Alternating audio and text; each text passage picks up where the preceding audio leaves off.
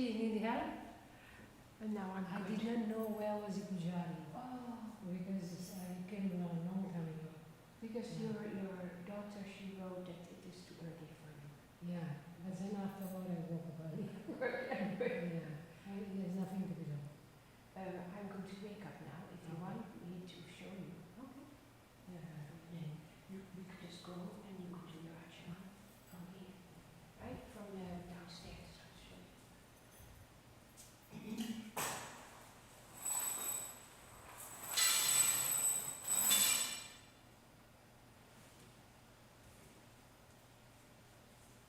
I was a little bird, so.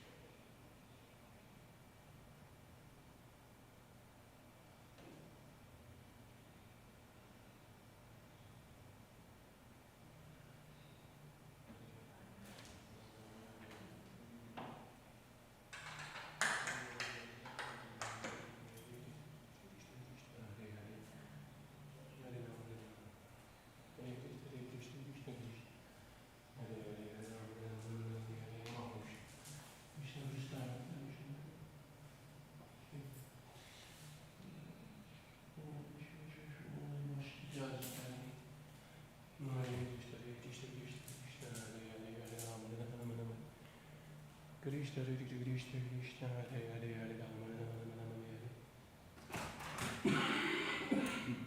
Hare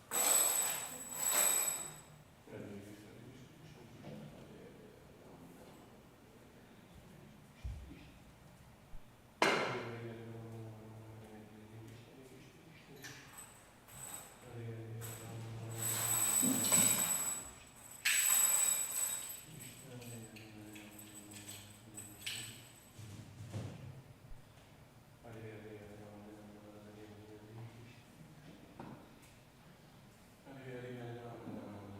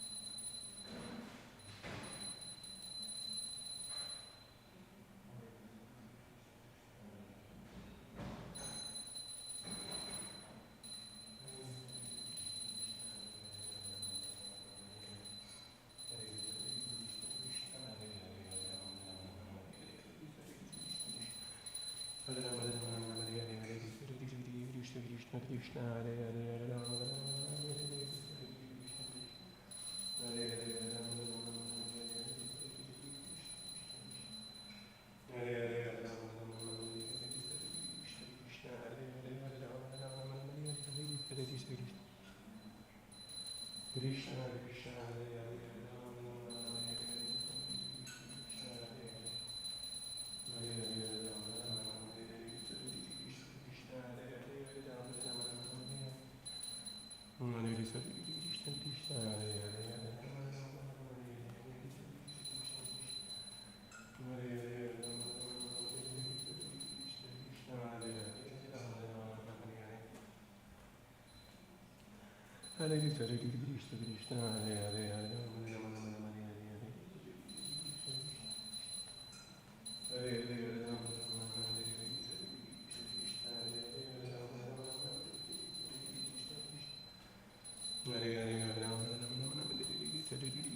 Krishna Hare Hare Rama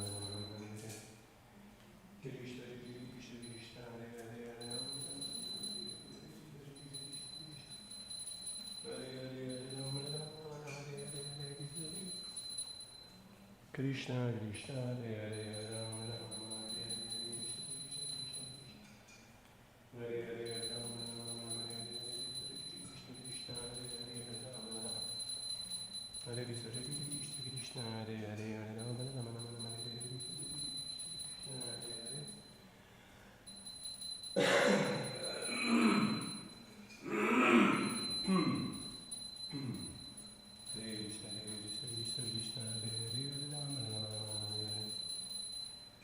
Krishna Hare Krishna Krishna Hare Hare Rama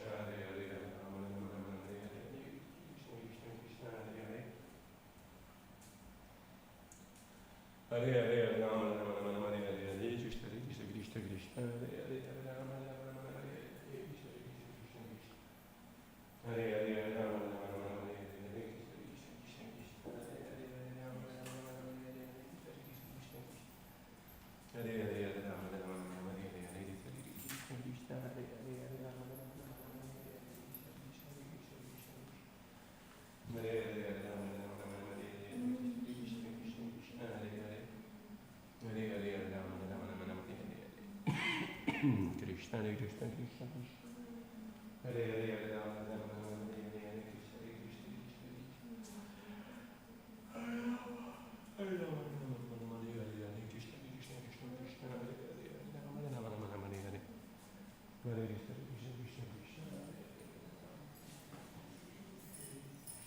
Krishna Hare Hare, Hare Rama, Rama Rama, Hare Hare, Hare Krishna, Krishna Krishna, Krishna Hare Hare. It's okay here? Yes. And you? You? Yeah, okay. It's okay, Pastor John, Prabhupada. Prabhupada, of course. Hare Krishna, Krishna Krishna. Krishna, Hare Hare, Hare Rama, Rama Rama, Hare Hare. Hare Krishna, Krishna Krishna, Hare Hare, Hare Rama, Rama Rama, Hare Hare. Hare Hare, Hare Rama, Rama Rama, Hare Hare. Hare Hare, Hare Rama, Rama Rama, Hare Hare, Krishna Krishna, Hare Hare, Hare Rama, Rama Rama, Hare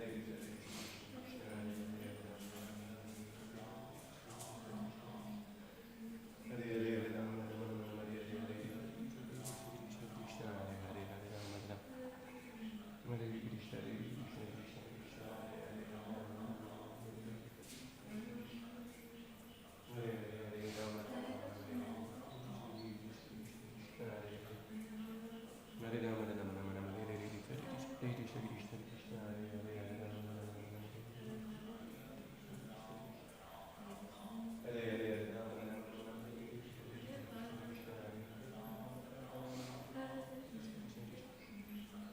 Hare Hare, Hare Hare, Rama Rama, Hare Hare, Hare Krishna, Krishna Krishna, Hare Hare, Hare Rama,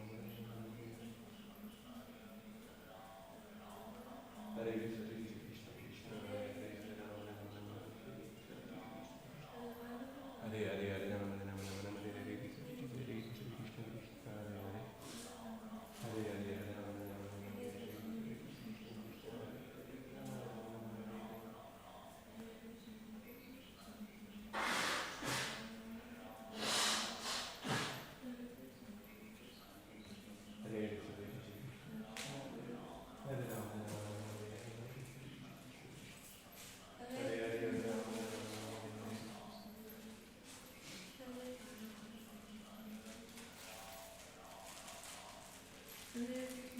Hare Krishna, Krishna Krishna, Hare Hare,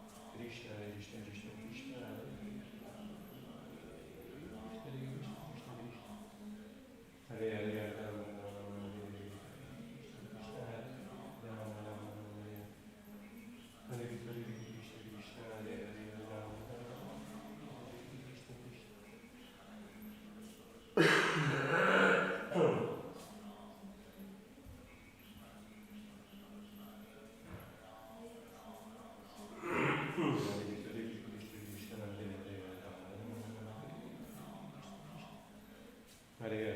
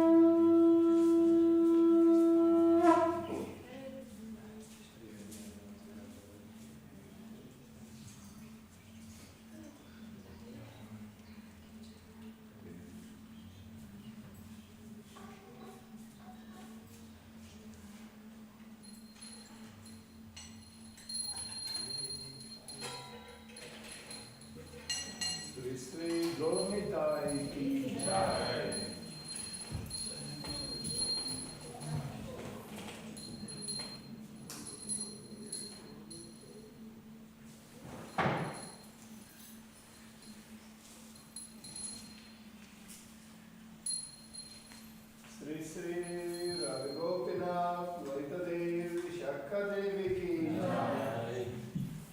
Giri Govardhan ki Jai.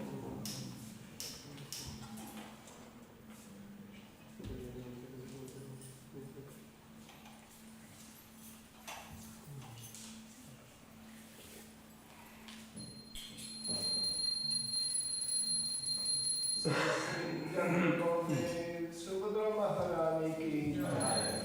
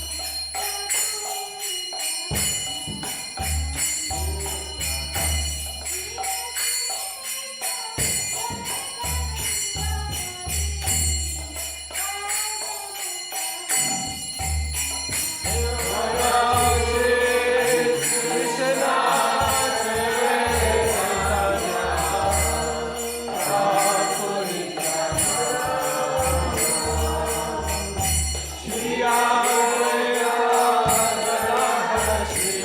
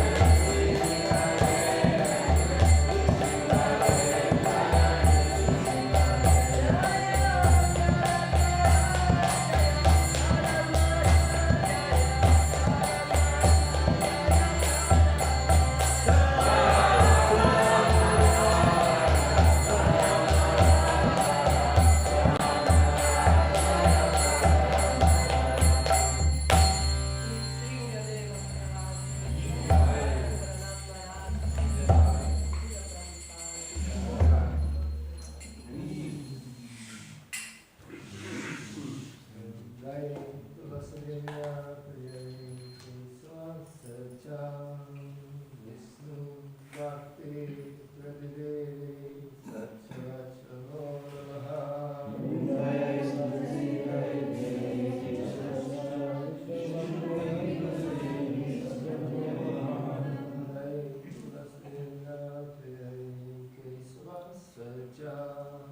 Vishnu Bhakti Pradidevi Satyachano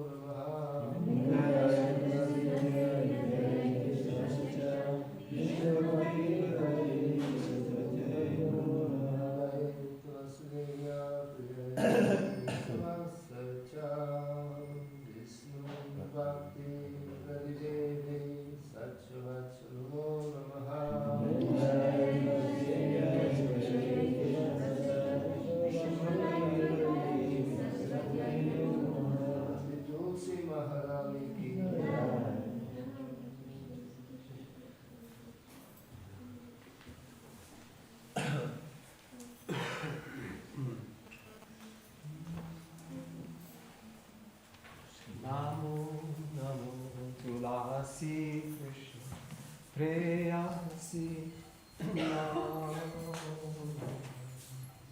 Tulasi Krishna Preyasi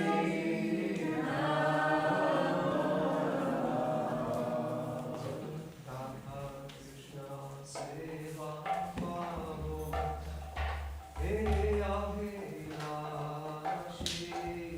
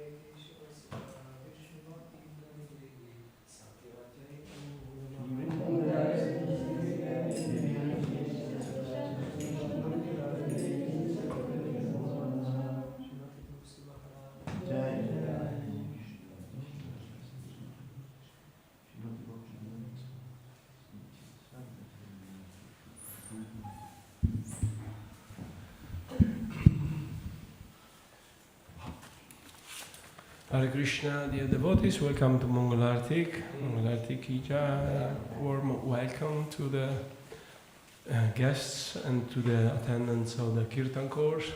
Judith and Martin, they have come this morning to grace us with their presence. Today you can pass by them. Laura? Today is Sunday, and there will be the last session of the seminar by Sriman Radhikaraman Prabhu, and the argument will be how to offer forgiveness. So, there is the last day. We thank Radharaman Prabhu for showering us all this nectar. I'm not present, but I yesterday I listened class. Thank you very much. Every Sunday we recite the Shishi Shastakam, the prayers left by Sri Chaitanya Mahaprabhu. We can recite them all together.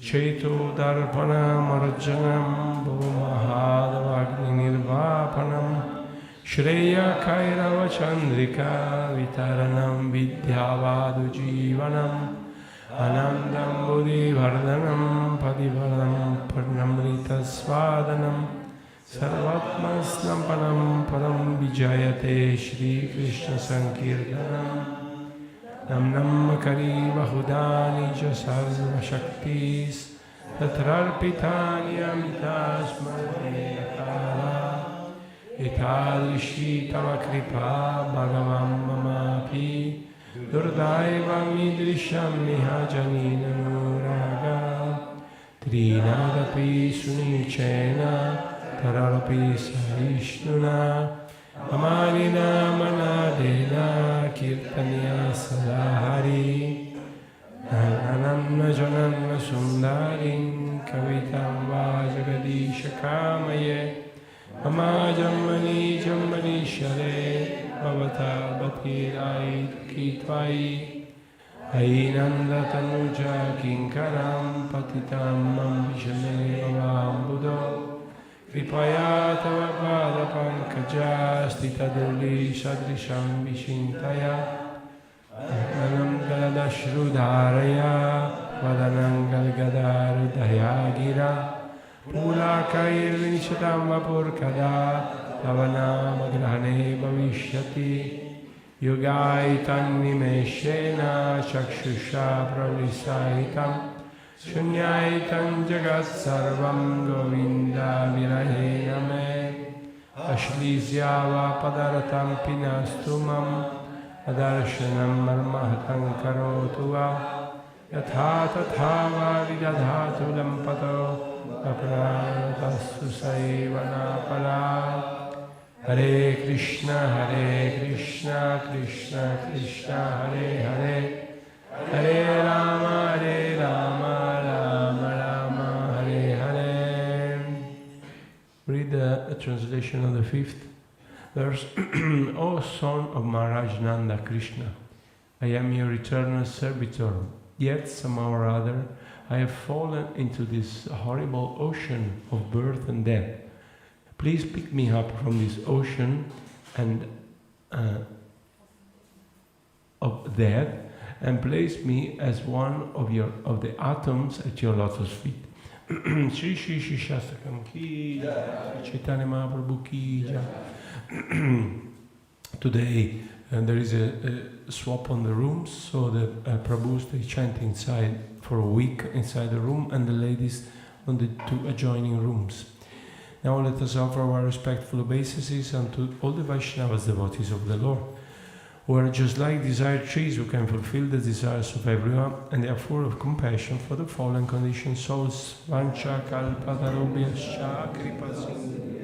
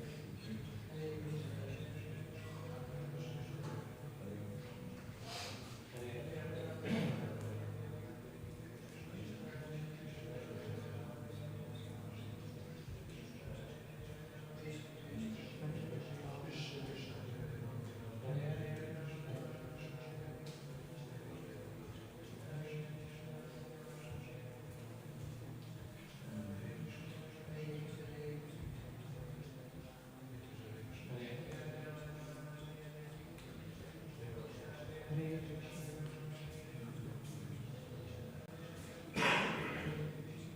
Hare Krishna, Hare Krishna, Hare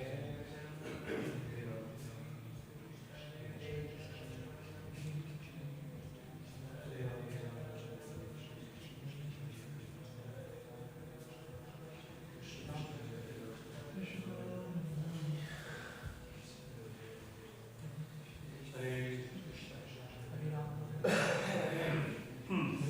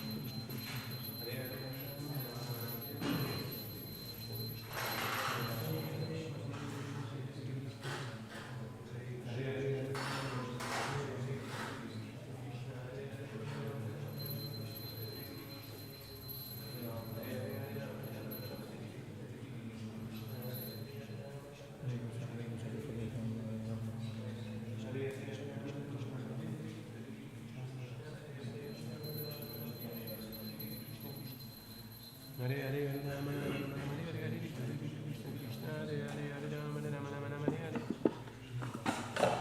Hare Hare Krishna Krishna Krishna Hare Hare Hare Rama Rama Rama Hare Krishna Krishna Hare Hare Hare Rama Rama Hare Krishna Krishna Krishna Hare Rama Rama Hare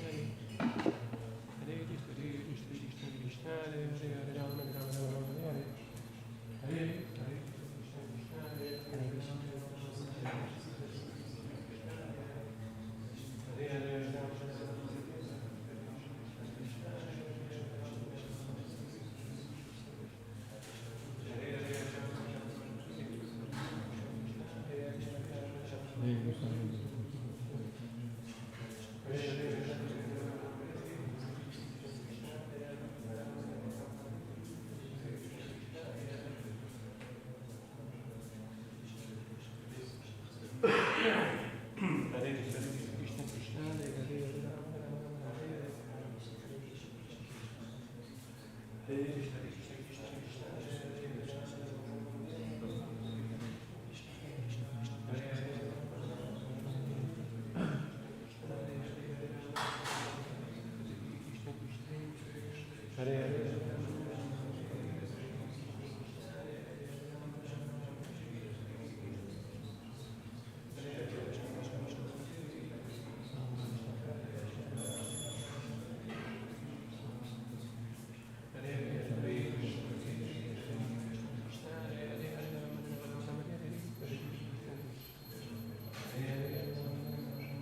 Krishna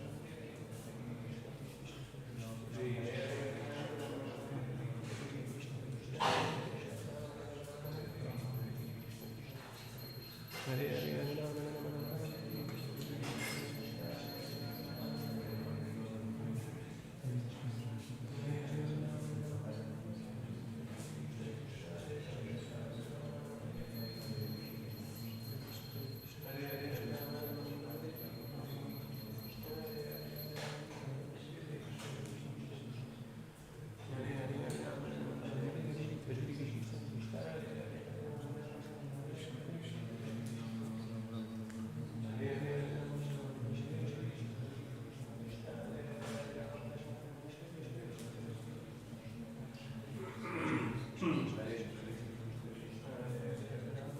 Krishna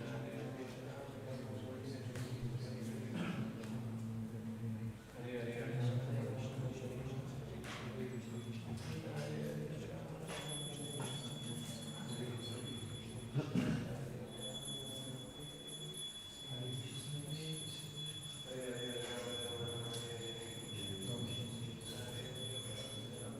Hare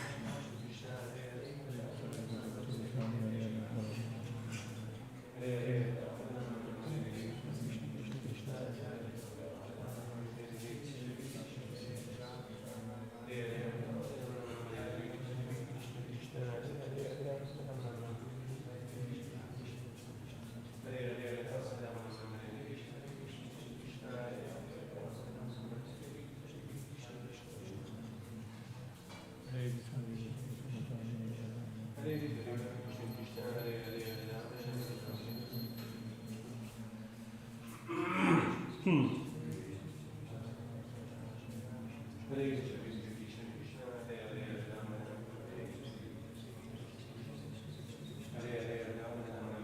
Hare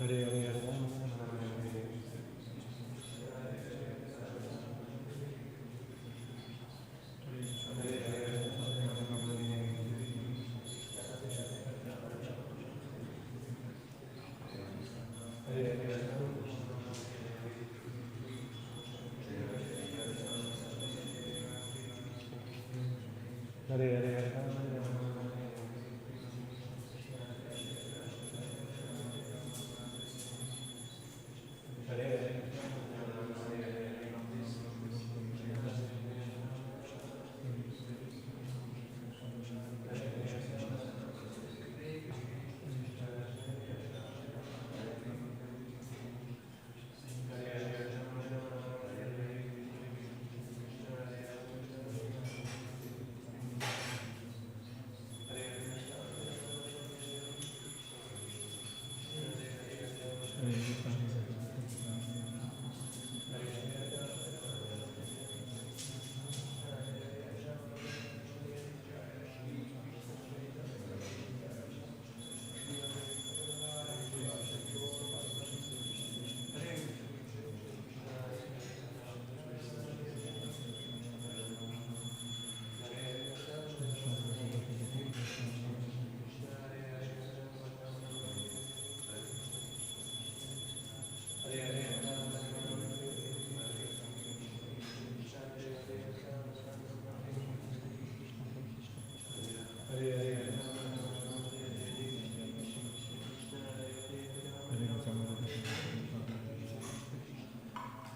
Hare. Hare Hare Hare Rama Rama Rama Hare Hare.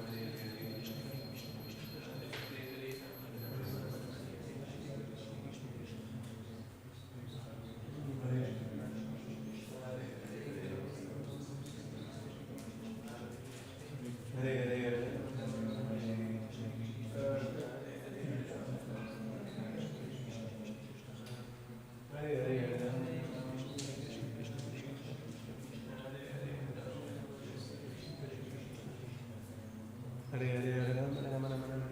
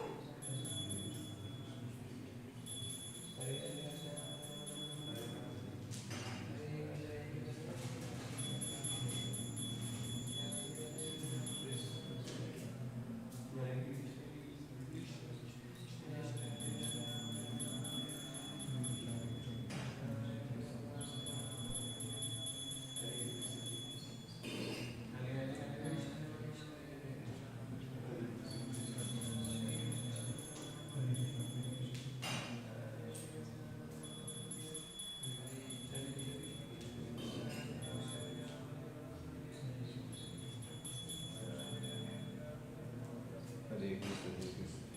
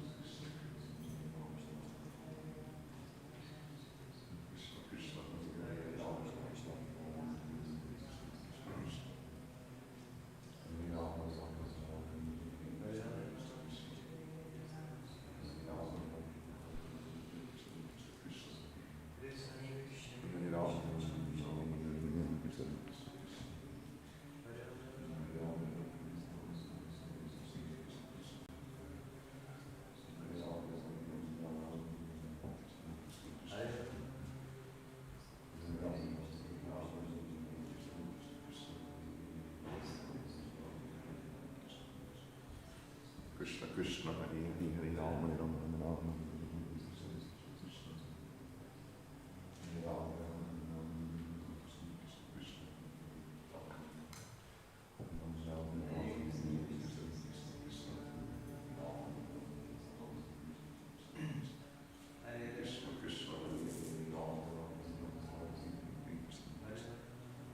Krishna Krishna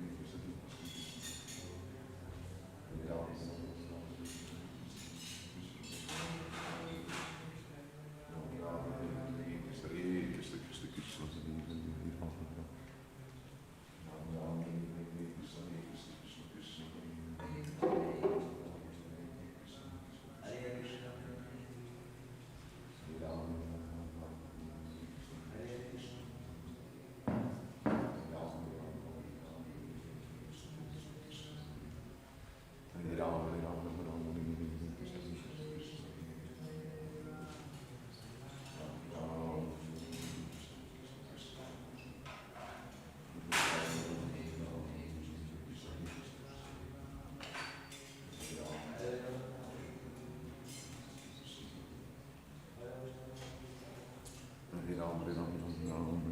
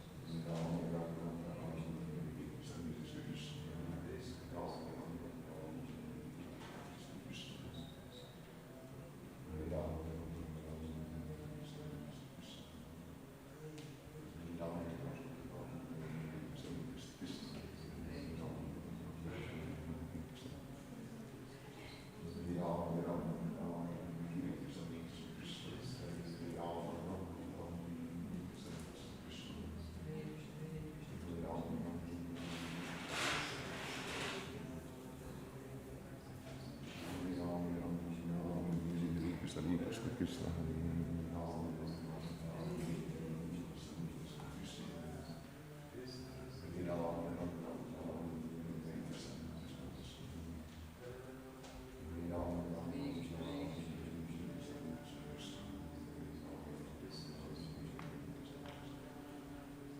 Krishna Hare Hare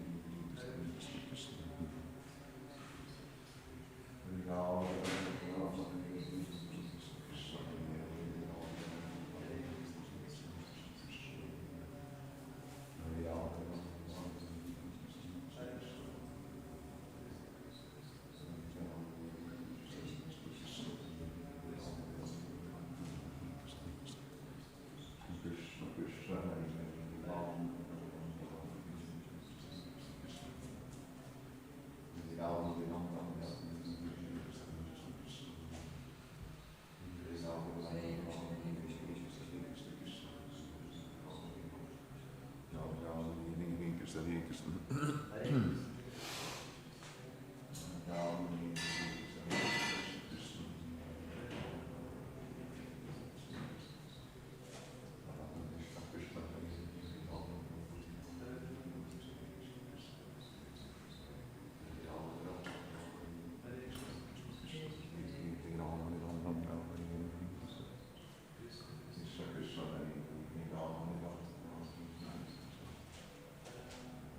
Krishna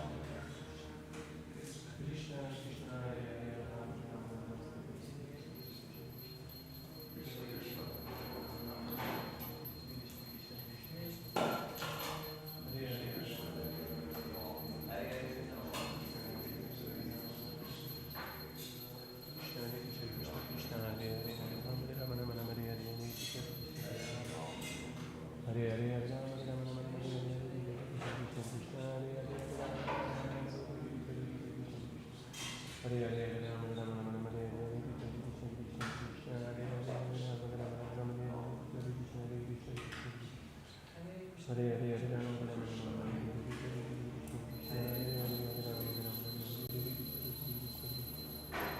Hare Hare Rama Rama Rama Hare Hare Krishna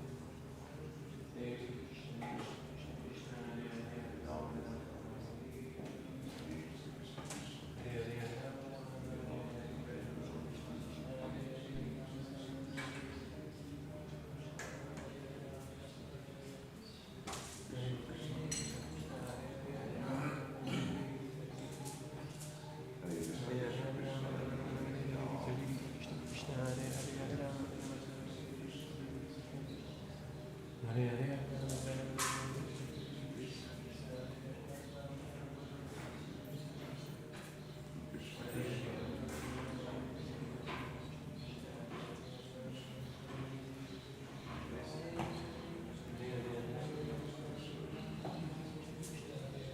Rama Rama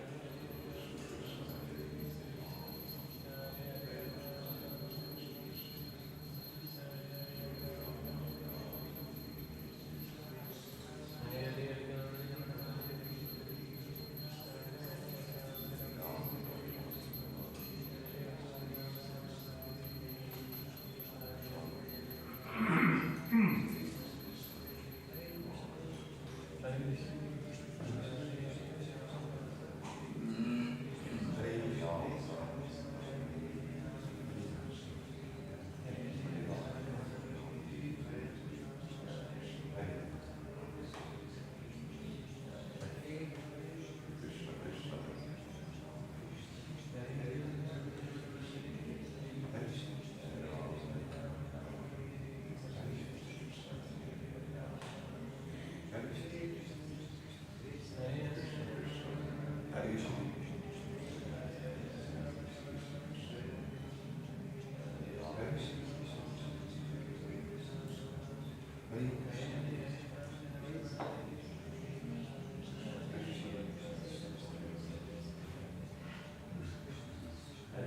Hare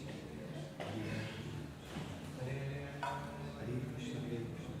Krishna Krishna Hare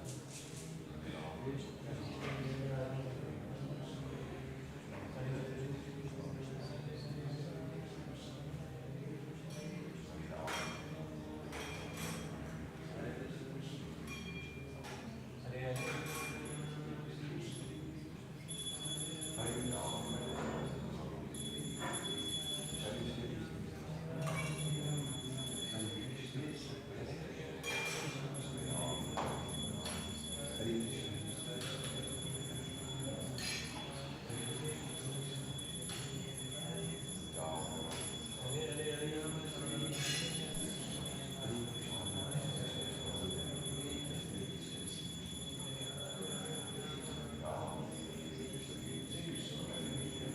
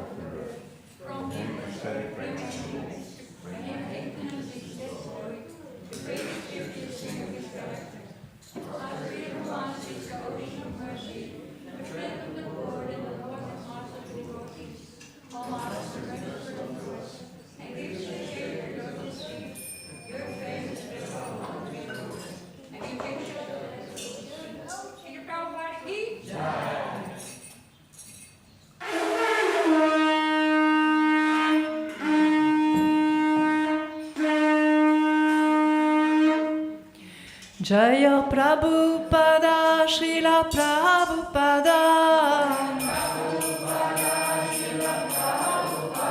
Jaya Prabhupada, Srila Prabhupada.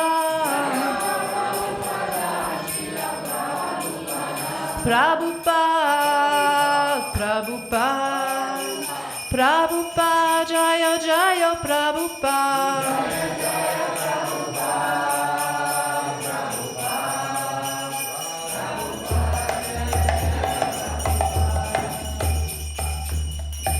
Shri Guru Charana Padma Kevaraba Kati Sanmaha.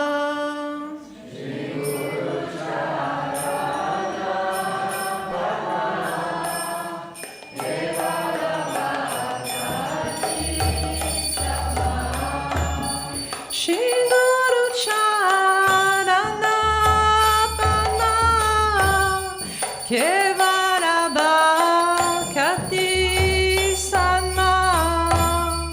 Shri Guru Charana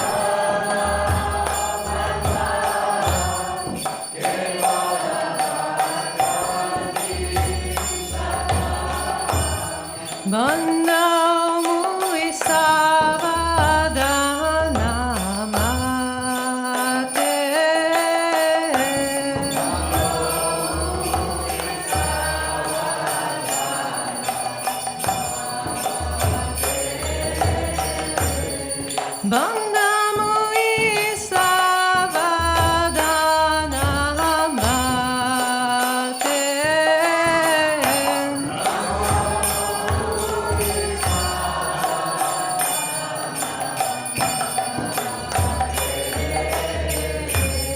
Yara Prahashadebai He Bhavato Horiya Yara Prahashadebai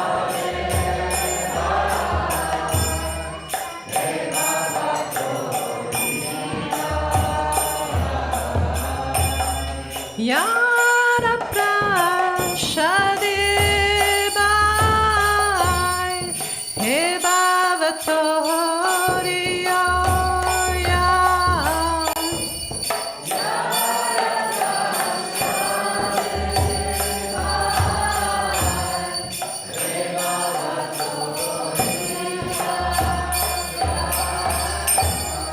Krishna Praktihaya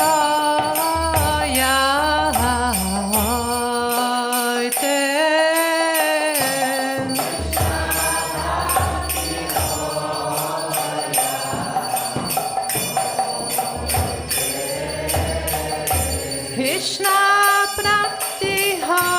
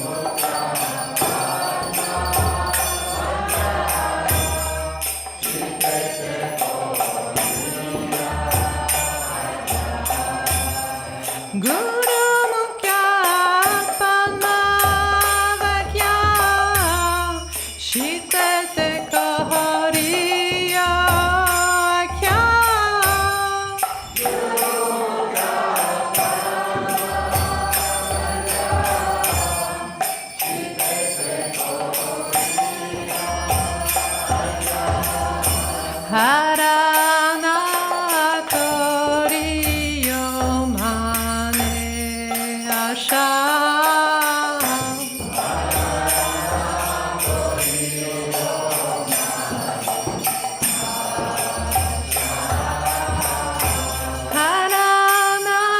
Haranatoriyo mane asha.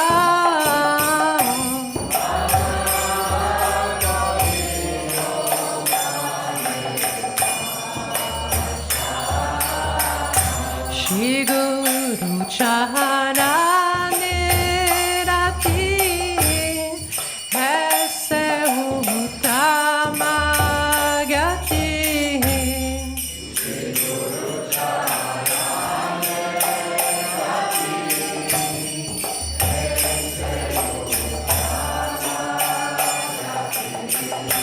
Shri Guru Charane Rati Aise Uttama Gati.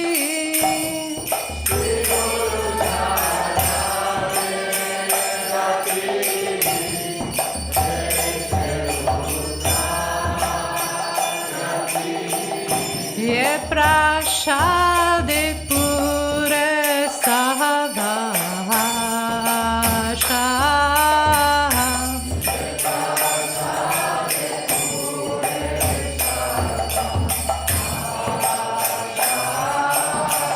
Ye prashade pure savasha.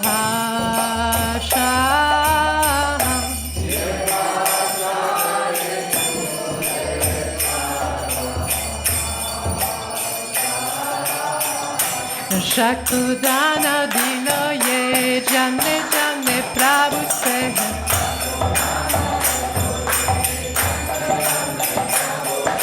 Shakudana dilo ye jane jane Prabhu se.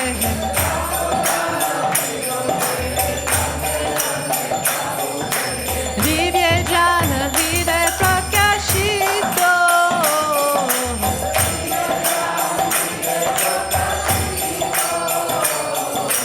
Divya Jani de Prakashito.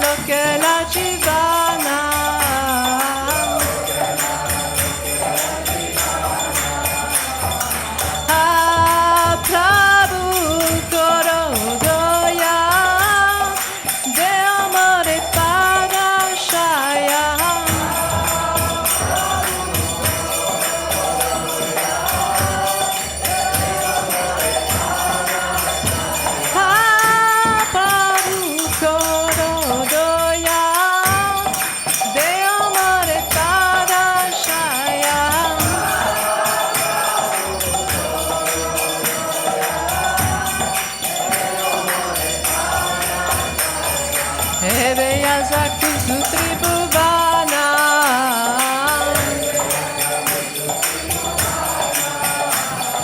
Hare Jaya Zakusu Tribhuvana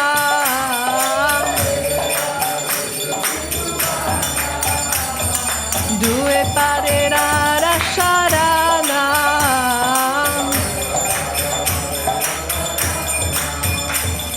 Due Parerara Sharana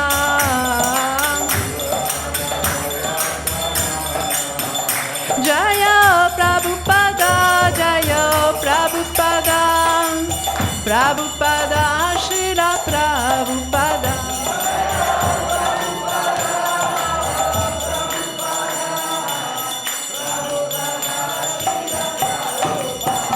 Prabhupada, Prabhupada, Prabhupada, Jaya Jaya Prabhupada.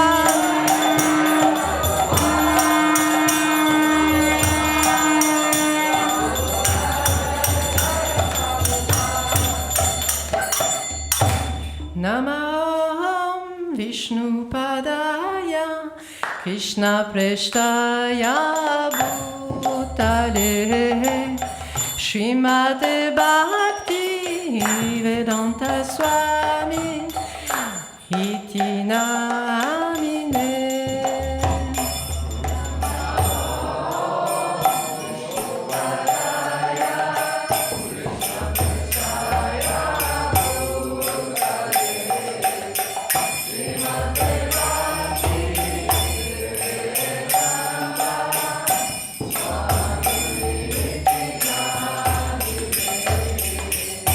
Namaste Saraswati Devi Gauravani Pracharine Nirvishesha Sunyavari Pachachya Desatarine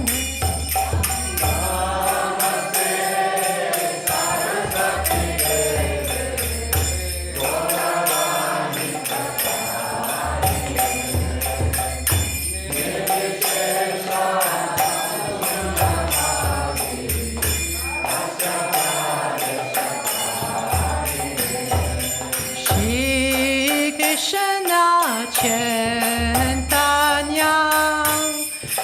Prabhu Nityananda Shri Advaita Gadadara Shivasadi Gaura Bhakta-vrinda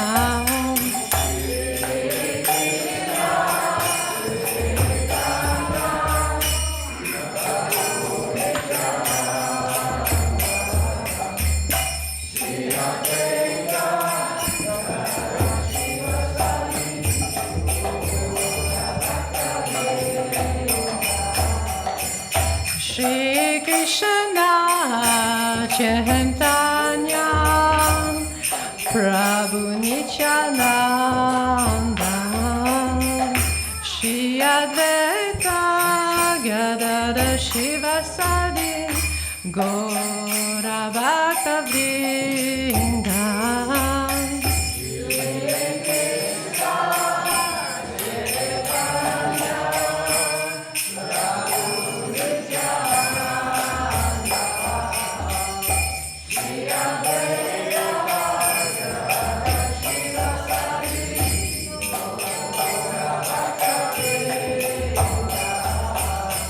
Hare Krishna, Hare Krishna, Krishna Krishna, Hare Hare, Hare Rama, Hare Rama, Rama Rama, Hare Hare.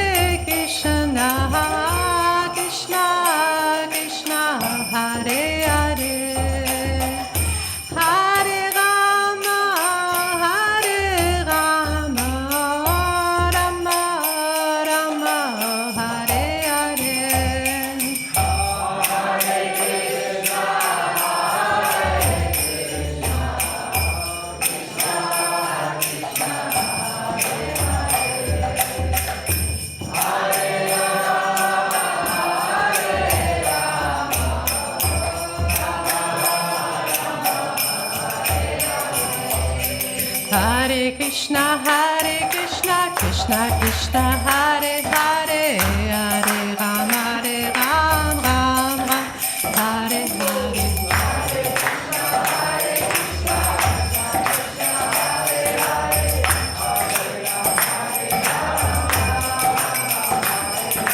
Hare Krishna, Krishna Krishna, Hare Hare, Hare Ram, Ram Ram, Hare Hare.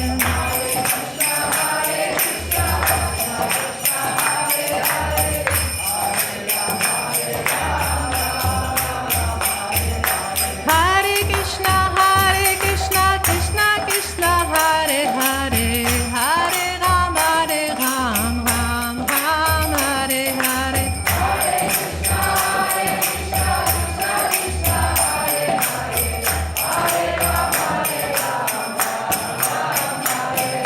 Hare Krishna, Krishna Krishna, Hare Hare, Hare Ram, Ram Ram, Hare Hare.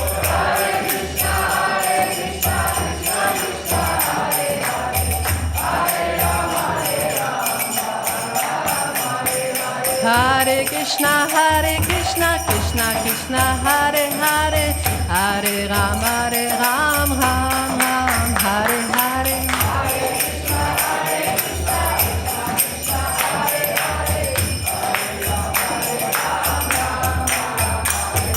Hare Krishna, Krishna Krishna, Hare Hare, Hare Ram, Ram Ram, Hare Hare. Hare Krishna, Krishna Krishna, Hare Hare, Hare Rama, Rama Rama, Hare Hare.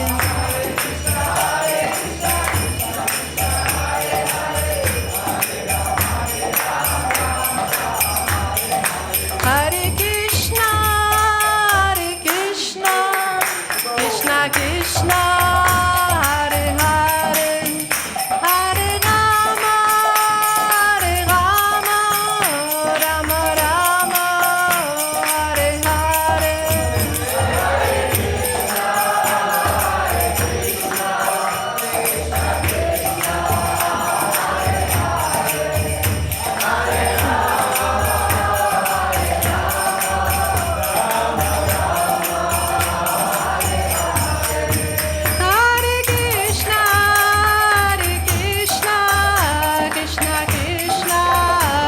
Hare Hare, Hare Rama, Rama Rama, Hare Hare.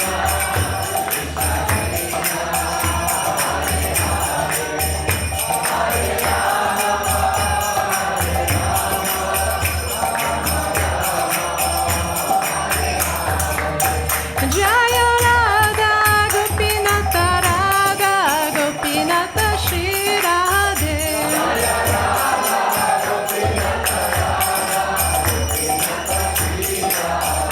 Jaya Jaya Jagannath, Jagannath, Baladev, Jaya Jaya Subhadra.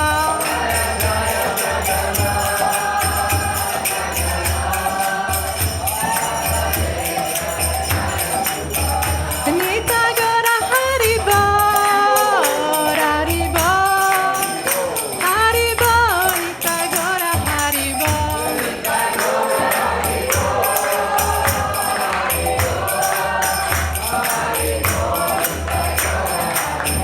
Jaya Jaya Prabhupada, Prabhupada, Prabhupada, Jaya Jaya Prabhupada.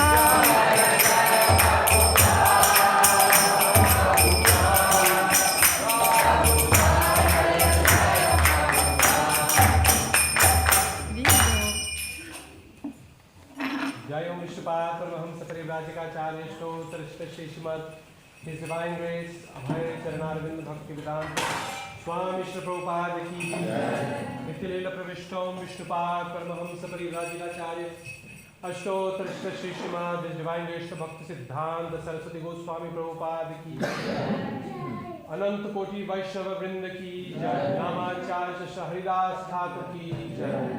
प्रेम से कहो श्री कृष्ण चैतन्य प्रभु नित्यानंद श्री अद्वैत गदाधर शिवासादि गौर भक्तवृंद की जय। श्री श्री राधा कृष्ण गोप गोपीनाथ श्याम कुंड राधा कुंड गिरि गोवर्धन की जय। वृंदावन धाम की जय। मायापुर नवद्वीप धाम की जय। पुरुषोत्तम क्षेत्र जगन्नाथपुरी धाम की जय। द्वारिका धाम की जय। तुलसी देवी की जय। गंगा मई की जय। जमुना मई की जय। भक्ति देवी की जय। श्री श्री राधा गोपीनाथ ललिता देवी विशाखा देवी की जय। श्री श्री जगन्नाथ बलदेव सुभद्रा महारानी की जय।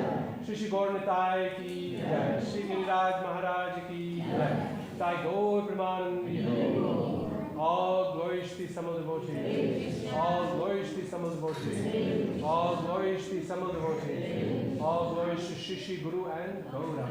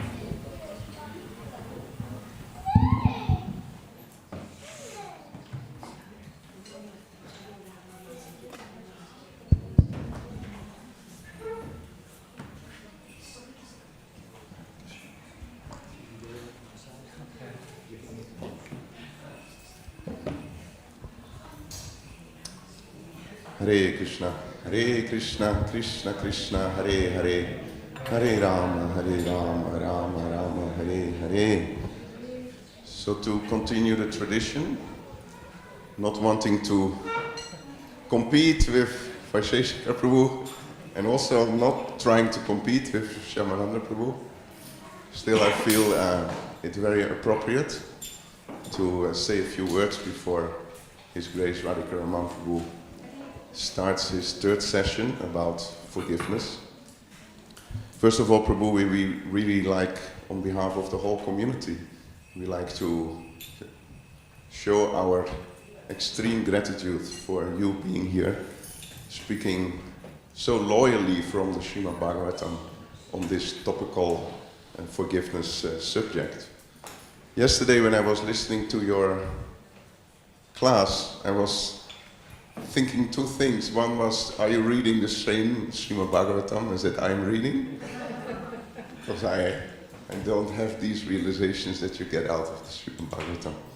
And secondly, maybe that's, I don't know if I should share that, but when I was meditating on Srila Vyasadeva, the original speaker, he was glorifying his son, Sukadeva Goswami, by saying, Sukha Mukat Amrita Drava Samyutam. He said, although the Bhagavatam is already full of nectar, because it has been touched by the beak of the parrot-like Sukadeva, his own son, it has even become more nectarian. So in my mind I was saying, Radhika Raman Mukha Amrita Drava Samyutam. Now it has even become more relishable. So maybe I should not have shared, I don't want to embarrass you, Prabhu. So it's beyond doubt that Radhika Raman Prabhu is such a qualified and realized relishable speaker, and we feel so fortunate to have you here. So your qualification is beyond any doubt. But as Shyamananda Prabhu was saying, to make a Srimad Bhagavatam class fully successful and fully relishable, you also need another party, which is the audience. And for the audience, there is one qualification that is most important. What is that qualification? The eagerness to hear. And in 1.2.16, Srimad Bhagavatam, Srila Prabhupada in his purport very beautifully says that the eagerness to hear is the first qualification of a devotee eligible for going back to Godhead. So the eagerness to hear is our first qualification. And this has been exemplified so nicely by Arjun in 10.18 in Bhagavad Gita. Vishtarenat mano yogam vibhutam cha janardana. Bhuya kataya triptirhi sinvato nasti me mrutam. Arjuna is encouraging Krishna by saying, can you please again, in great detail, describe your mystic opulences? Because the more I hear your words, the more relishable they become. So I think as an audience, I feel at this moment very excited to hear your third session. I also feel a little bit pain in the heart that it's the last session. So a combination of pain and excitement is, I think, a proper mood to listen to your third session. So I don't want to take more of your time and of the time of the audience. So thank you so very much. Please come back. Hare Krishna. Thank you for that, such a kind introduction. I feel so embarrassed every day to receive these lengthy introductions. But I can assure you that anything that I'm able to give during my visit to Radhadesh cannot match what I receive from all of you. Every time I come to Radhadesh, I leave with a heart full of inspiration and Krishna consciousness, and it really keeps me going for a long time. So I'm very jealous of my family who can stay here for a full month, and unfortunately I have to go very early on Tuesday. But thank you so very much for all that you give, that you have given us, that is me and my family, all the care and affection and opportunity for service here to Shri Radha Gopinath. I appreciate it very much.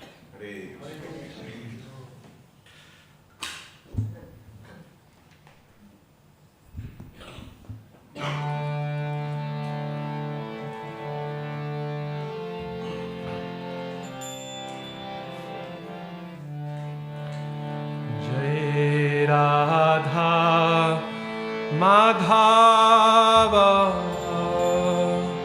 Kunja Vihari Jaya Radha Madhava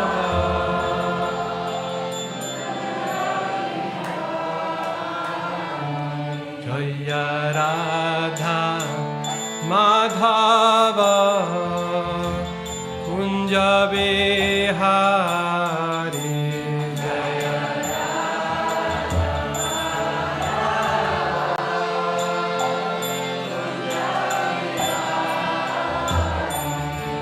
Jaya Radha Madhava Kunja Vihari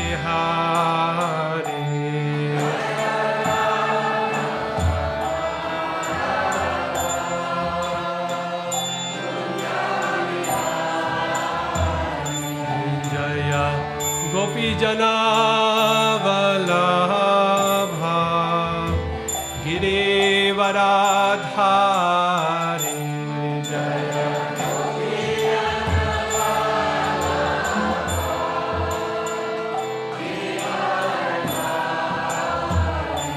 Jaya Gopi Jana Vallabha Girivaradhari Jaya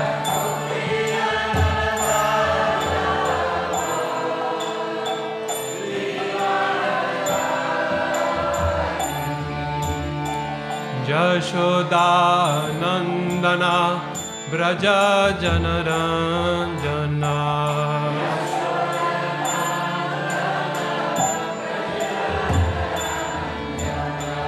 Jashoda Nandana Braja Janaranjana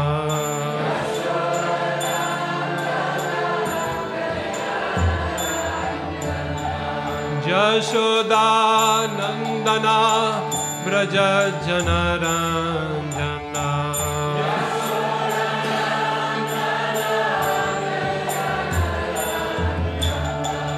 Jashoda Nandana Braja Janaranjana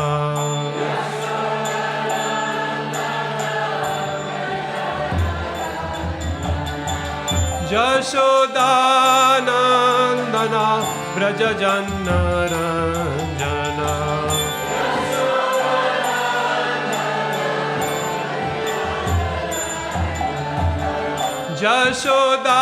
Jashodanandana Brajajanna Ranjana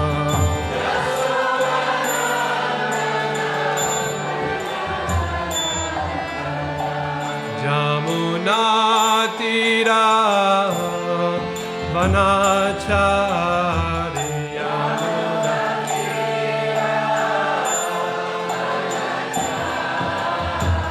Jamuna Tira Vanacharya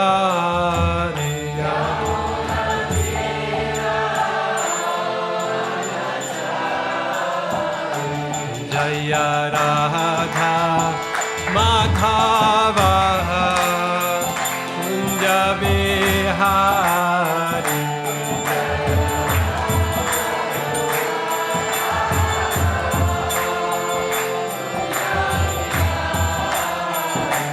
Jaya Radha Madhava Kunja Bihari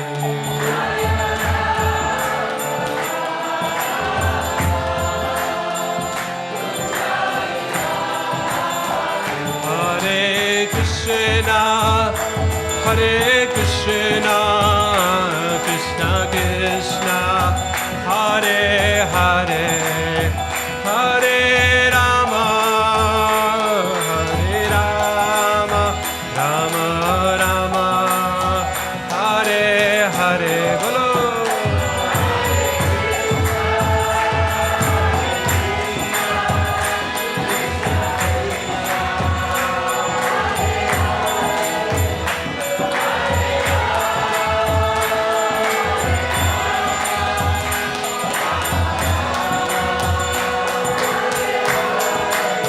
Hare Krishna, Hare Krishna, Krishna Krishna, Hare Hare, Hare Rama, Hare Rama, Rama Rama, Hare Hare.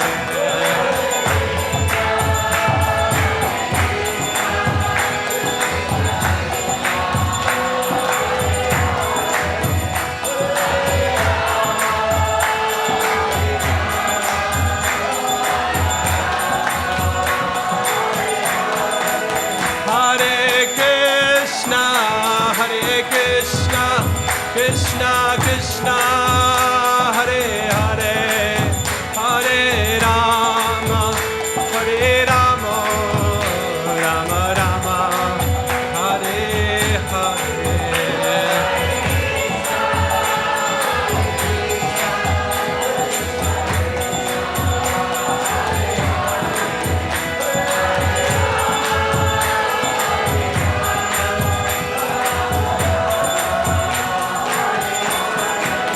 Jaya Jaya Prabhupada, Prabhupada, Prabhupada, Jai Prabhupada.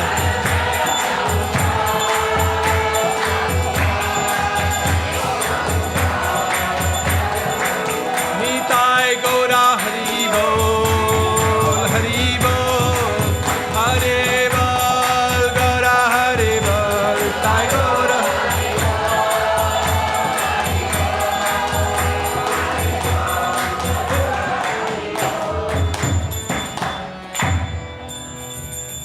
Jayum Vishnupad Paramahamsa Parivrajakacarya Stotra Shata Shri Srimad His Divine Grace Abhay Charanarvind Bhakti Vedanta Swami Shri Prabhupada Ki Jai Shri Shri Radha Gopinath Lita Devi Vishakha Devi Ki Jai Shri Shri Jagannath Baladev Subhadra Maharani Ki Jai Shri Shri Gaur Nitai Ki Jai Shri Prabhupada Ki Jai Granthra Srimad Bhagavatam Ki Jai Nitai Gaur Premanandi Hari Hari.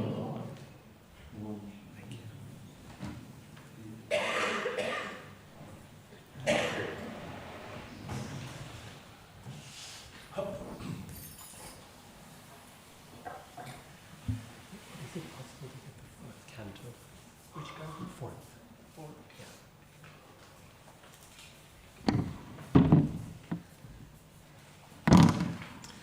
Om Namo Bhagavate Vasudevaya.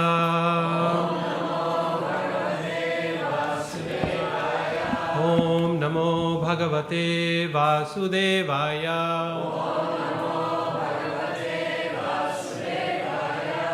Om Namo Bhagavate Vasudevaya. Om Jnanatimirandhasya Jnananjana Shalakaya Chakshurunmilitam Jena Tasmai Shri Gurave Namah. So thank you everyone for coming for part 3, the final part of this seminar. The first part was on Krishna's quality of forgiveness, and we discussed that to really appreciate the need for forgiveness in our own life and Krishna's wonderful mercy in providing it to us. The second part was yesterday on how do we seek forgiveness from someone whom we have wronged. And that is, we talked about yesterday how there's 4 steps that we might go through in order to to seek forgiveness and to do so meaningfully and effectively. Today's session, the final one, is on the topic of how do we forgive? How do we offer forgiveness when someone has wronged us? And this is, of course, a universal experience. We've all been wronged at one point or another, and probably will be wronged again in the future. It's the nature, particularly of this age of Kali, that things are always quarrelsome and very disturbed, and a result of that quarrel is that we end up getting wronged or feeling hurt in the process. So how is it and why is it that we should seek to forgive others? I want to start with a little bit of a disclaimer, which is to say that when we speak about offering forgiveness to others, it does not mean that we continue allowing others to hurt us. The idea of forgiveness is really only possible, it's only effective once we have extracted ourselves from the situation, or the person who is harming us is no longer harming us anymore. When we're in the process of being harmed, especially if it is repeatedly and not accidentally, then it typically is very, very difficult, if not impossible, to forgive, because one is constantly in the process of being hurt. And forgiveness is something that we process usually much after that process. It takes some time to do so. So that's one important point I want to mention at the outset, that when speaking about forgiveness, and we will speak very emphatically, because the Bhagavatam is very emphatic about the need to forgive, this does not condone the acceptance of repeated harm being done, and that we simply accept what might be a very terrible situation of ongoing harm. The other thing I want to mention is that forgiving does not mean ignoring the mistake being done, particularly if it is a significant form of harm or abuse or something like that. Nor does it mean that we do not intervene if we have the responsibility to do so. In fact, forgiveness presupposes exactly the opposite. I think one big fear, and as we start thinking about forgiveness, is that when we forgive, it means that we are saying it never happened or it wasn't bad. But to the contrary, if what happened was not bad, it was right, or it was okay, it was acceptable, then what is there to forgive? Right? There's no need for forgiveness because nothing terrible actually happened, right?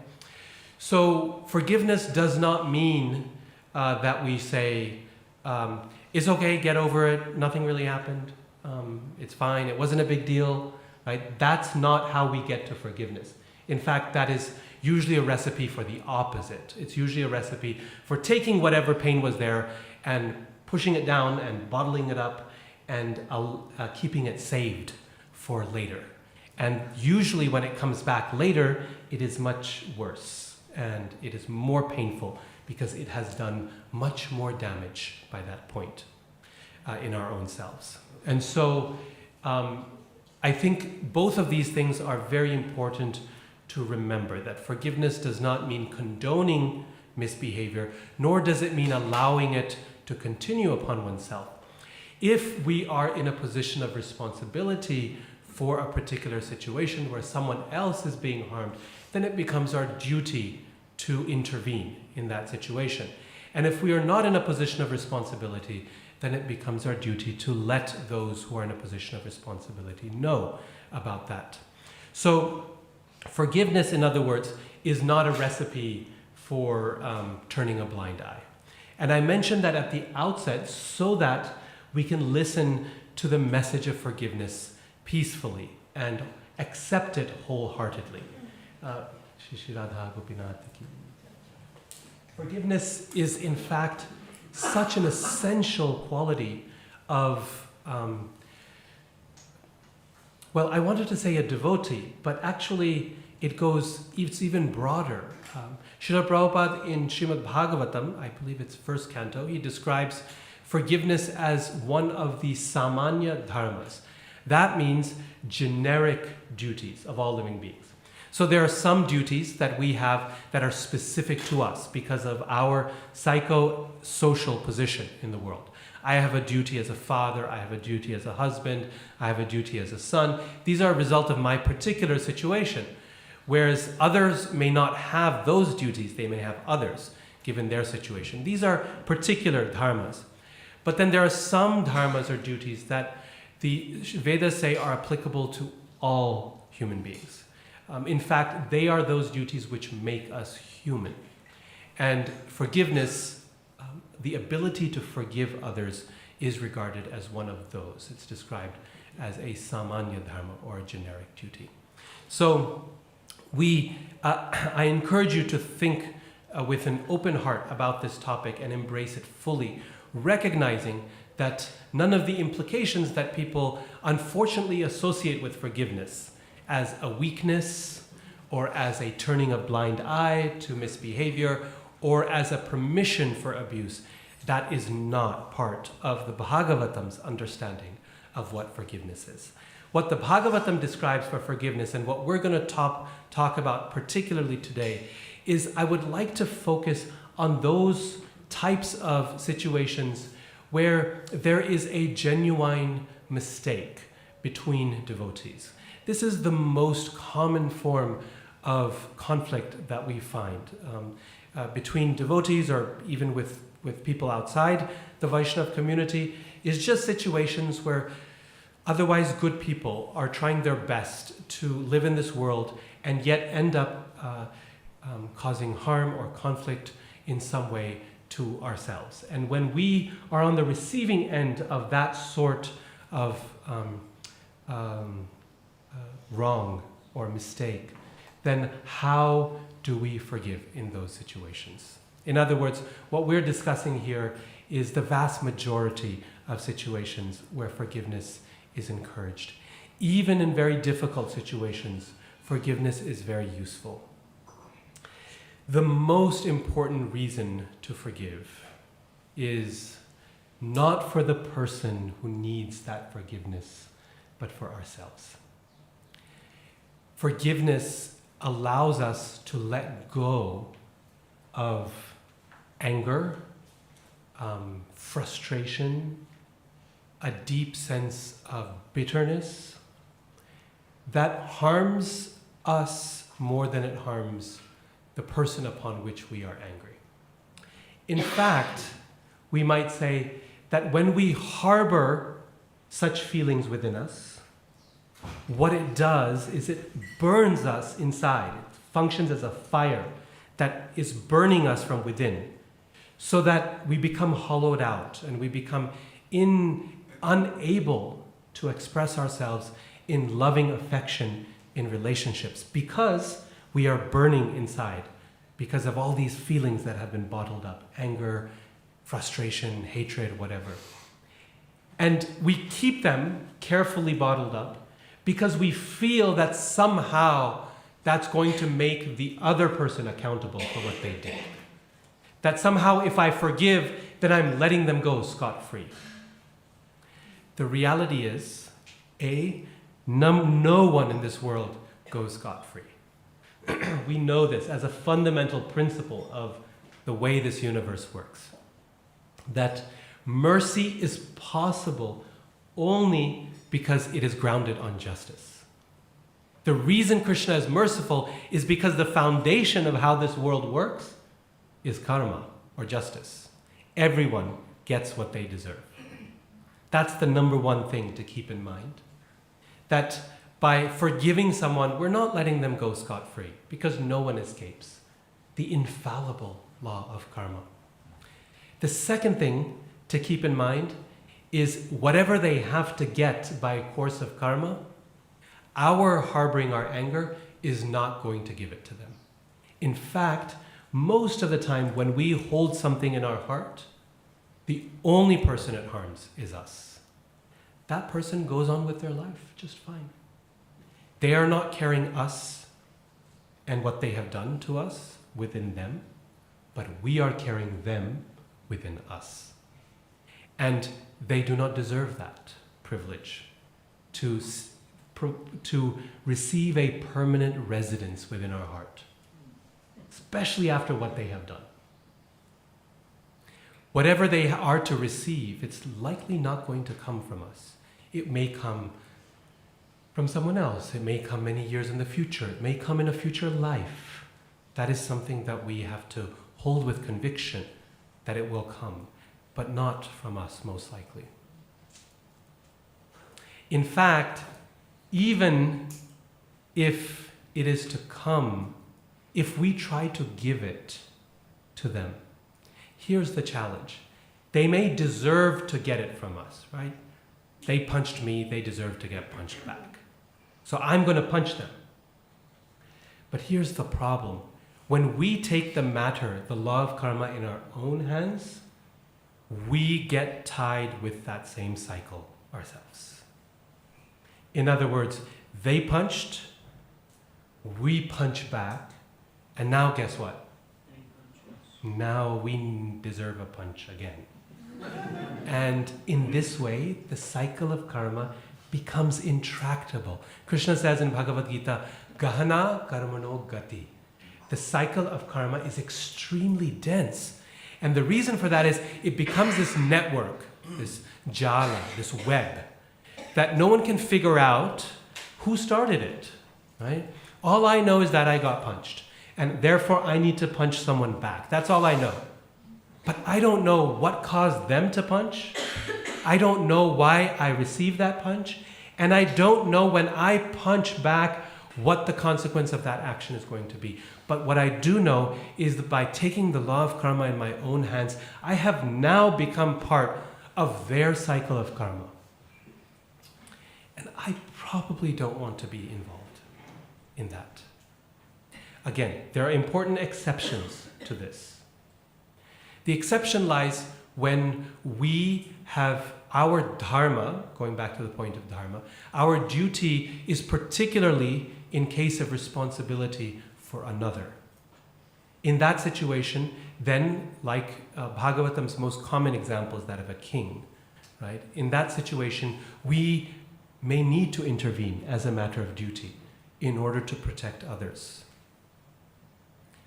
But the vast majority of situations in which we decide to jump in are not those. We choose to jump into the situation mostly because it feels good. We are wanting to get some anger or some vengeance out of our system. And so we jump in.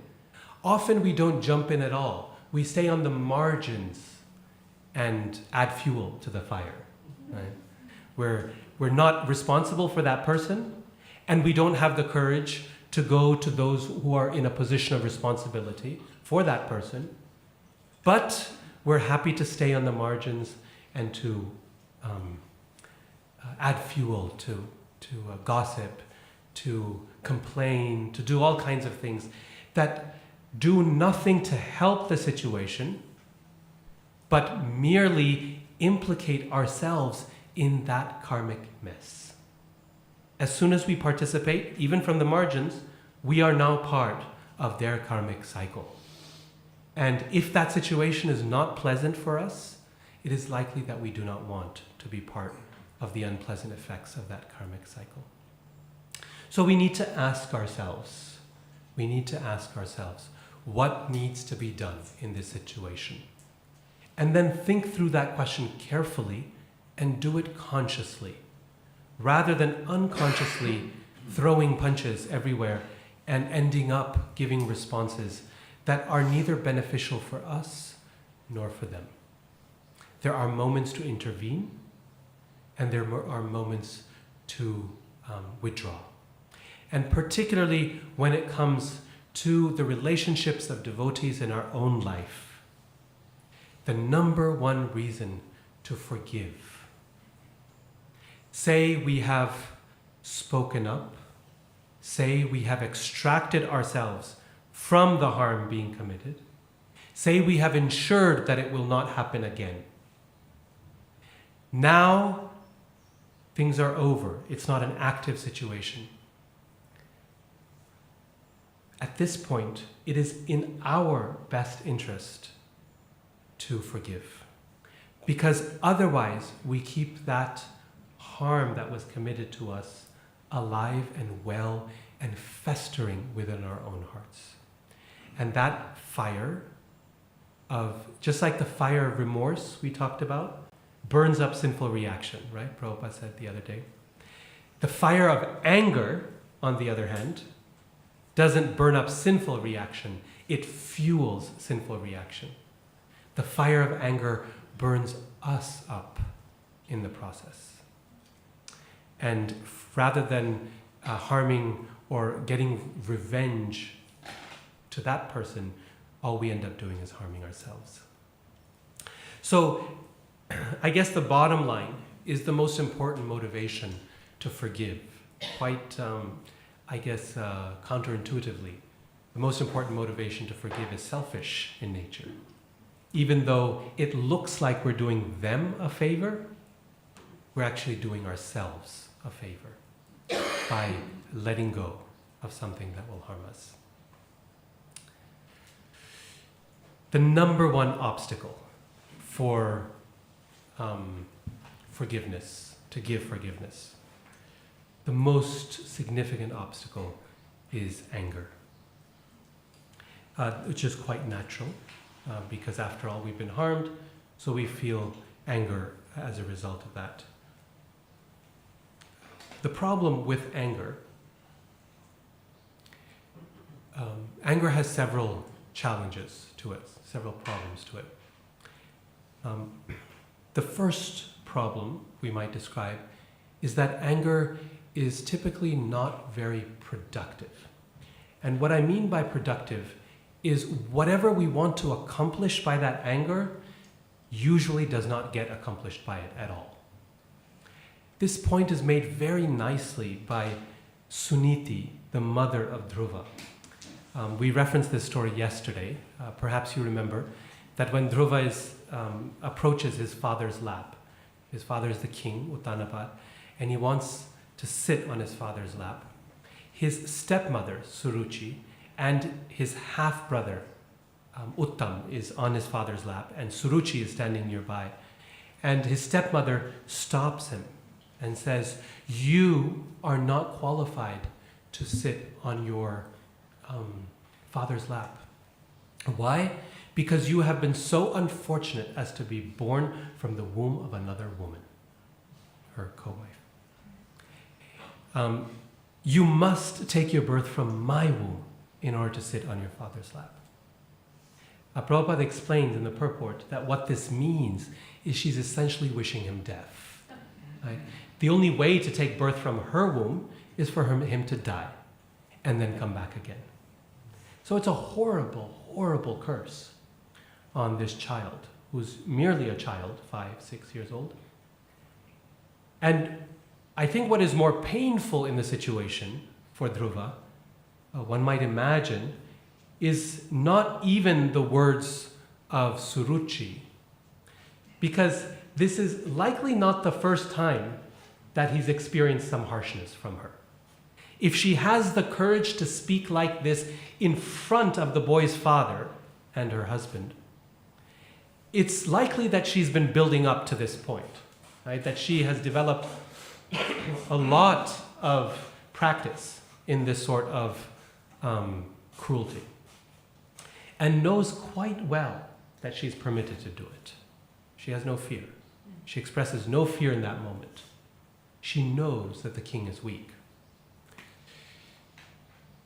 So what probably hurts Dhruva even most in that situation, and he expresses it as such, is not just that Suruchi has something so cruel to say, but that his father remains silent as she says it. That is really, really difficult for the boy. He's looking at her, he's looking at him, and he says nothing. He hangs his head down and continues to keep Uttam on his lap. As you might imagine, this would burn a child. This would destroy the self-esteem of a little boy. And he is not only hurt, but quite naturally very, very angry. And Bhagavatam says that he has hot tears running down his eyes. And he's wailing, and he goes to his mother, sobbing uncontrollably. And his mother, now if you think of things from Suniti's point of view, Suniti sees his child in suffering, and Dhruva is not able to express what happened. And he's just too much in an emotional state. But she has assistants there in the palace who were present and escorted the child back to her room. And they saw everything and they relate what took place. And now think about what Suniti is going through. Again, this is probably not the first time she has experienced this kind of neglect. We don't have to say probably, definitely, because she says this. She says it to Dhruva. She says, "My dear boy, unfortunately, there is nothing I can do about this situation. Your father treats me not even as good as a maidservant in this palace." So she is quite aware of her status and has experienced this before. And that is no doubt extremely painful for her.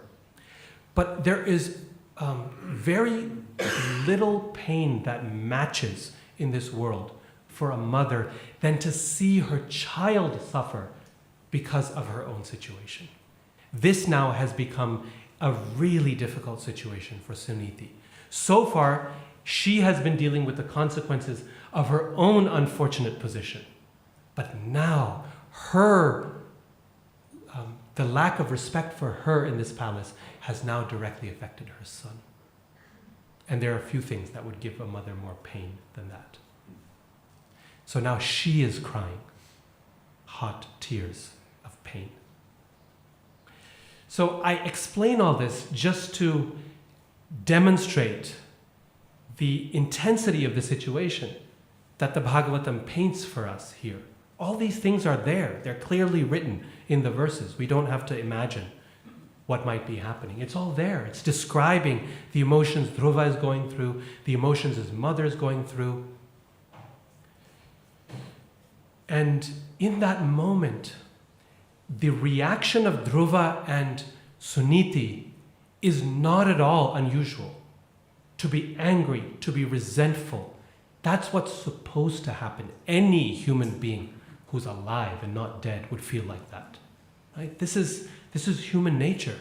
And the Bhagavatam shows us beautifully what human nature is after such a sort of mistreatment. That is not unusual, Suniti's reaction or Dhruva's. What is unusual, and where we see Suniti's greatness, her qualification as a devotee, is then how she advises Dhruva. Through her tears, through her pain, she gives Dhruva instructions that are perfect and will change his life forever.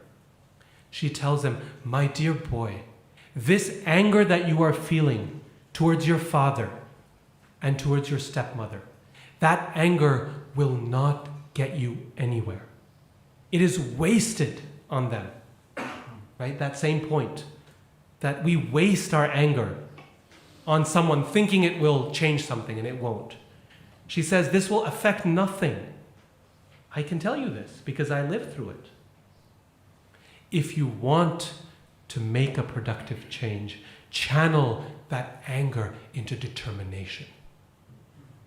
Into determination to serve that personality, the only personality in this world who can actually help you, and that is Lord Narayan. What perfect instructions she gives her son. And of course, Dhruva's question is, well, where can I find him? And here again, she speaks in ways that no ordinary mother would be able to speak. She says, my dear boy, I do not know where exactly he lives, but I have heard from great sages that he lives in the forest. That is where they go to find him. So go there and seek out the Lord. So the fact that she is able to send her little child out to the forest, trusting in the Supreme Lord to protect him, to help him channel his anger into determination, into service, knowing well that that determination, when it comes in contact with the Supreme Lord, will purify his heart and give him everything he desires. That is her greatness. That is what sets her apart. We see this again and again in Srimad Bhagavatam. Bhagavatam paints pictures that are utterly normal in this world, sadly normal, of challenge, of difficulty, of pain, of struggle, of ignorance, right? All these where we can see ourselves. What sets the characters of Bhagavatam apart is the fact that they respond to those situations in extraordinary ways. And that is where we can learn. We could tell a very similar story with Prahlad as well. The situation itself is sadly not unusual in this world. His reaction to that situation, extraordinary. So, first challenge with anger is that it's usually not productive, not in the way that we want it to. The second challenge with anger is that it's usually disproportionate. We're angry about this thing, and it comes out like this, right? Someone's stepping on our toe, we don't say anything, we don't do anything, we're tolerating, but the anger is festering inside, and all of a sudden, we punch that person really hard in the face. And that person's reeling, thinking, what just happened? Well, what was the cause of this? Well, you were stepping on my toe. Oh, I'm so sorry, I didn't realize. But because that anger comes out, little thing, it'll come out in a big way. And this is very commonly known about anger. People do all kinds of really terrible things that they regret in a fit of anger. Right? It causes a temporary form of madness within the body. That when we recover, when we wake up from that madness, people are shocked to see what they have done in that fit of anger. It's disproportionate. The third problem with anger is that it's usually misdirected. By misdirected, I mean, I've had a hard day at work, people have been getting on my case, I'm really frustrated, I'm feeling angry, but instead of taking out that frustration and anger at the person who did this or at work, I come home and I take out that frustration and anger on my family. Right? It's misdirected. The anger should have directed here, but instead it gets directed here. Or even with the same person. This person said something nasty to me in the meeting. So then the next day when they're cooking prasad, I tell them, that was terrible. Your food was horrible. I didn't like it.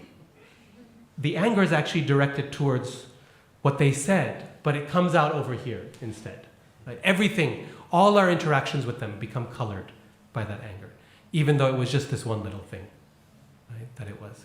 So it's not productive, it's disproportionate, it's misdirected, and finally, it's self-centered. And this is probably the toughest one to assimilate. Anger is self-centered because as we harbor anger, we hold a grudge and we cultivate it and we nicely protect it and we grow it within our hearts. It feels very good in a perverse way because it allows us an excuse to focus on ourselves, to be self-righteous, to be indignant. So it's a very satisfying form of sense gratification when we continue to harbor it in our hearts because it gives us an excuse to just think about ourselves, how I have been wronged. And so for this reason, anger is, every emotion can be used in Krishna's service. But Prabhupada explains in the Nectar of Instruction that anger is the most difficult one to use in Krishna's service. If we can use anger in a way that is directly proportionate to what was done, that is directed exactly at the source of the problem, that arises in order to correct and then disappears, doesn't linger as a grudge, so it doesn't become a source of self-centered sense gratification, but rather it's only for the purpose of correction or service. If we can do all of those things with anger, then yes, it can be used very effectively in Krishna's service. And Prabhupada gives examples of this in Nectar of Instruction. In the purport to the verse, the first verse, Vacho Vegam Manasa Krodha Vegam, when he's speaking about the urges of anger, Rupa Goswami, then Prabhupada in the purport, he gives examples of that. Lord Chaitanya's angers toward Jagai and Madhai, Hanuman's anger towards Ravana, and Arjuna's anger on the battlefield of Kurukshetra.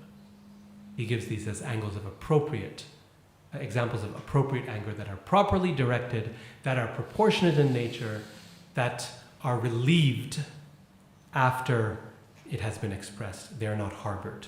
Because if we harbor it, like I said earlier, then it ends up burning the person who expresses the anger. Okay, so the last thing I'll say is that in reality, even though we might want to harbor a grudge, the reality is that when we let go, there's a great sense of relief. And it's only when we let go of that anger, we recognize how much effort and energy we were putting, how much emotional energy we were putting into holding on.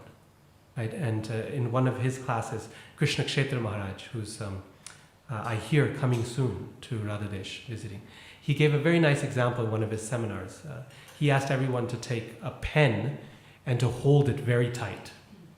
And then he said, hold it tighter.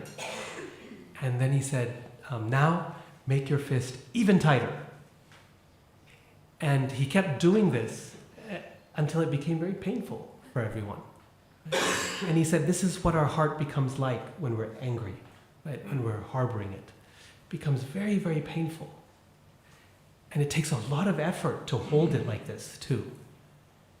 And then he said, now let go. Immediately, there's such a sense of relief, right? So why was I holding? Why was I doing so much effort? Okay, so it's for us that we want to do. We want to let go. And yes, as I said earlier, they will get a reaction for what they have done. And yes, perhaps we need to intervene and propel that process. But at some point then, we need to let go. We need to give up that anger. Because that becomes the main obstacle in the process of forgiveness. Okay, so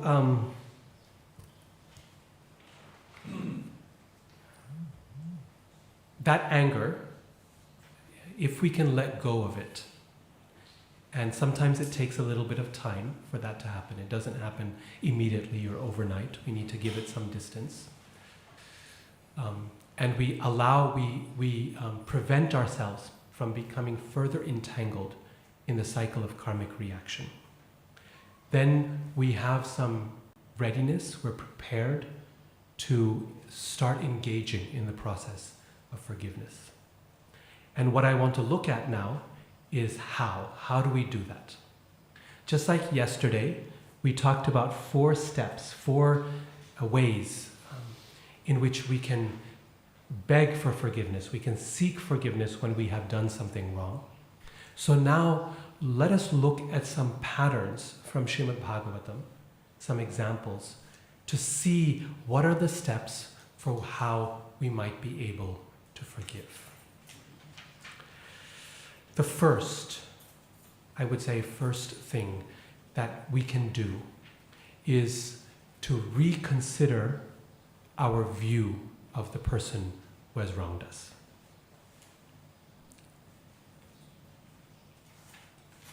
Often, we want to see this person as 100% demoniac.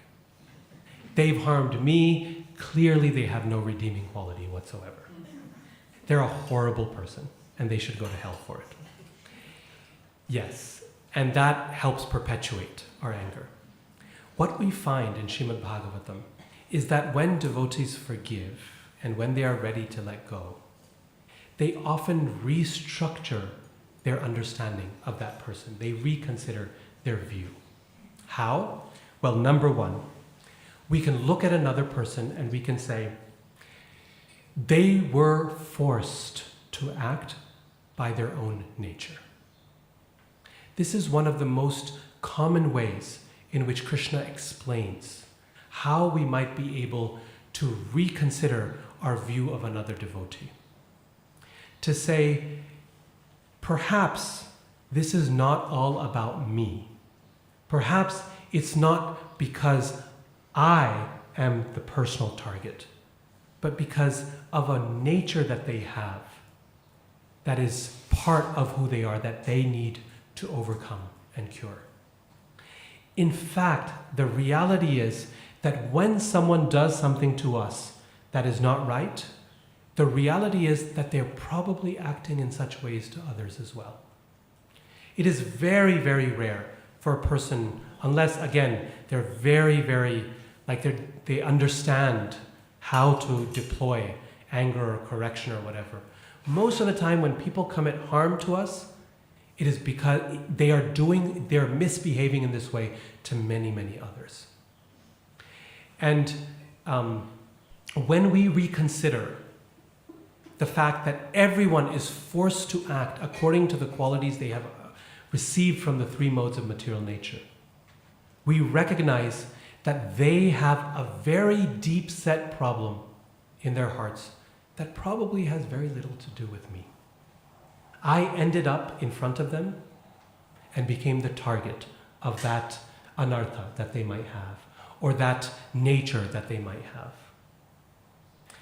In the episode of Lord Brahma and his stealing of the cowherd boys and calves, Prabhupada says, very interestingly in the Krishna book, he says, I think I might have the quote here. Prabhupada says that this was to be expected because of Brahma's nature in the mode of passion.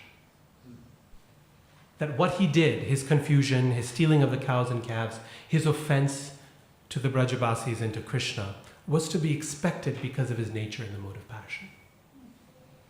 If someone has a passionate nature, or a nature in the mode of ignorance, or a mixed nature, it is likely that they will behave in such untoward ways.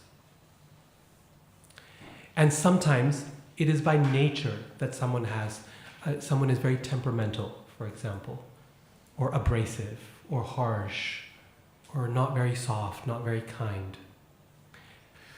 As difficult as it may be, Nectar of Instruction reminds us, Rupa Goswami reminds us, that when we see flaws in the body of a devotee, we should try to ignore those flaws and recognize their inner good quality of surrender to the Lord, their service to the Lord.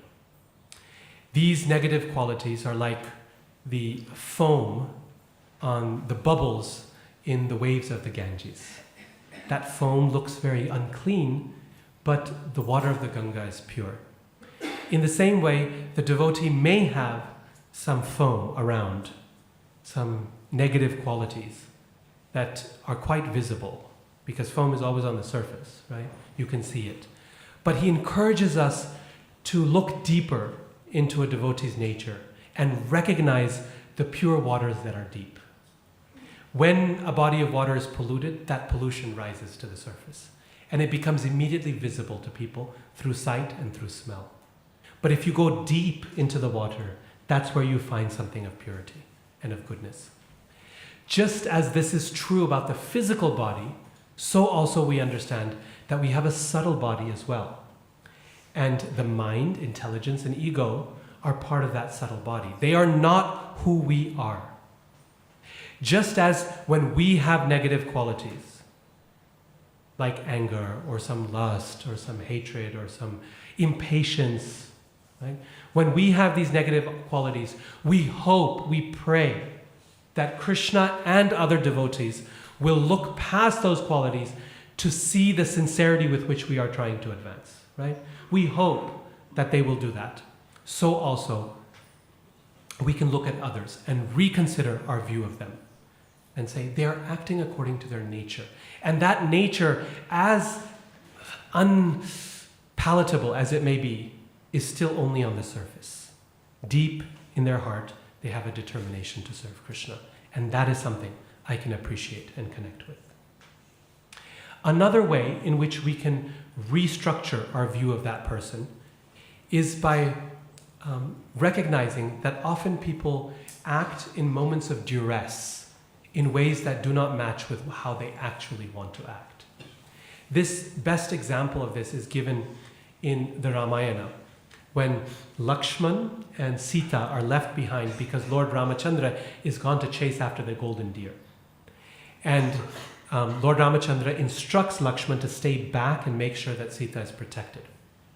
Well, as we know, the Lord is chasing this deer. The deer turns into a demon. The demon, as he dies by the Lord's arrow, takes on the same voice as Lord Ramachandra and calls out, "Lakshman, Sita, help!" And immediately Sita hears this and feels that her Lord is in danger and begs Lakshman to run to his rescue. Lakshman reassures her and says, "I don't know what is happening, but I do know that Lord Ramachandra is not subject to any danger, that he is invincible." But Mother Sita is in a moment of great duress and great pain, and in her panic, she starts saying some very harsh things towards Lakshman. She says, "Now I know what your actual intentions are. You are hoping that your brother is killed because you want me for yourself." Oh, imagine what goes across his heart. This Lakshman, he has spent now close to 14 years in the forest. And the Ramayana describes that, actually, there's a very nice incident.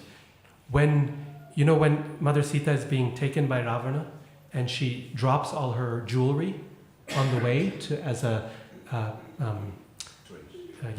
way to trace her. So the monkeys, they gather all these, and when the monkeys meet Lord Ramachandra, they show these jewels. And they ask him to confirm that these belong to Sita. And they ask, actually first they show Lakshman. And they ask him to confirm. Well, this is in Valmiki Ramayana.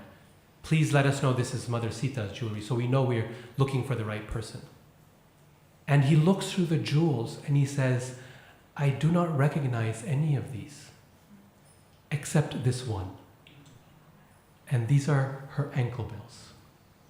Because for the only place he looks at her is her lotus feet. He keeps his eyes averted otherwise. This is the purity with which he has served her and Lord Ram for 14 years. And you can imagine how he is feeling when he is accused of having untoward intentions towards her. What a horrible, horrible thing. So he cannot tolerate it, and he makes the Lakshman Rekha, the circle around, and he runs to the forest. He says, okay, I will go, I'm going. And runs to the forest to help Lord Ram. By the time he gets there, Lord Ramachandra has dealt with the demon, and he's in a panic to get back. And he sees Lakshman, and he says, what are you doing here? I asked you to stay back at the hermitage. And Lakshman says, well, this is what happened. And she said things like this, and I couldn't tolerate it, so I had to come. And Lord Ram says, you should not have paid attention to what she said. She was speaking under duress. And in a moment of great danger and difficulty and pain, what a person says, you should ignore. And he says, but no, and he doesn't give up. Lord Ramachandra doesn't give up. Lakshman's job is actually very difficult in the Ramayana. He always gets it from both sides, from all sides. But he's such a perfect example of the Lord's servant. So this is the point, right? That we can cut some slack to other devotees by saying, no, they were acting under some distress. Maybe they were in difficulty that day. Maybe they were under a lot of pressure. Maybe they had some health issues, right? Maybe something is going on in their personal life. It's all about changing the narrative. It's not about me, it's about them. Perhaps it is their nature. Perhaps they were under difficulty. Perhaps something else was going on that allows me to see them with some compassion. And the third and final way in which we might restructure our understanding of them, and this one is the most difficult, is for us to remember that despite what they have done to us, even they are very dear to Krishna. And when someone says something nasty or goes in conflict with us, we want to think that Krishna will destroy them. We hope, maybe, not externally, but somewhere inside. We're hoping Krishna will really show it to them. I just can't wait to watch until karma arrives, and I want to be there. But the reality is that so often they continue doing their seva, their service, very nicely, and seem to progress from one success to another. And it can be very difficult to digest. But we want to remember that even they are dear to Krishna. And that goes back to the first day. Apichet suduracharo bhajate mam ananyabhak. Sadhureva samantavya samyak vya vasito hisa. Because somewhere in their heart they have determination to serve him. And yes, Krishna will not let them escape. As we said, no one escapes. But at the same time, he's not going to break their back. He's not going to crush them.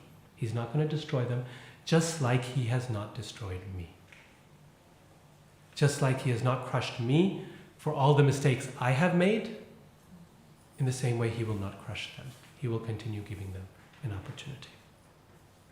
Okay, so the first thing we can do to forgive is to reconsider our view of the other person.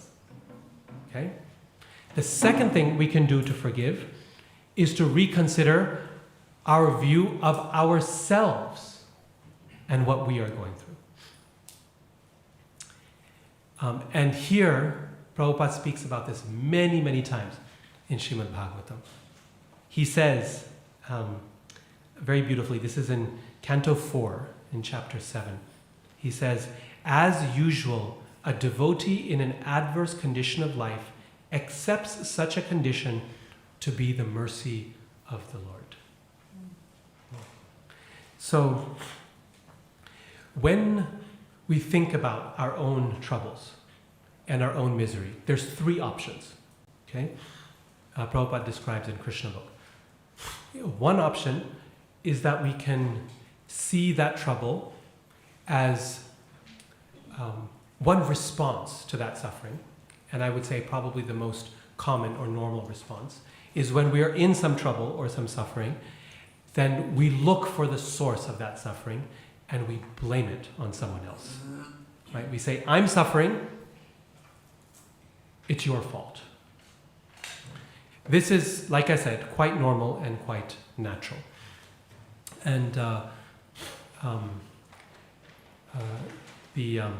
I remember even, perhaps you have this experience, I have this experience all the time. If I stub my toe, say I bang it on the bed or on a door or something like that, there's this flash of anger. And it's like, who did this to me? Right? Why is this happening? And of course, there's no one to blame, right? If there's someone next to you, sometimes I get upset at the kids. Say, whoa!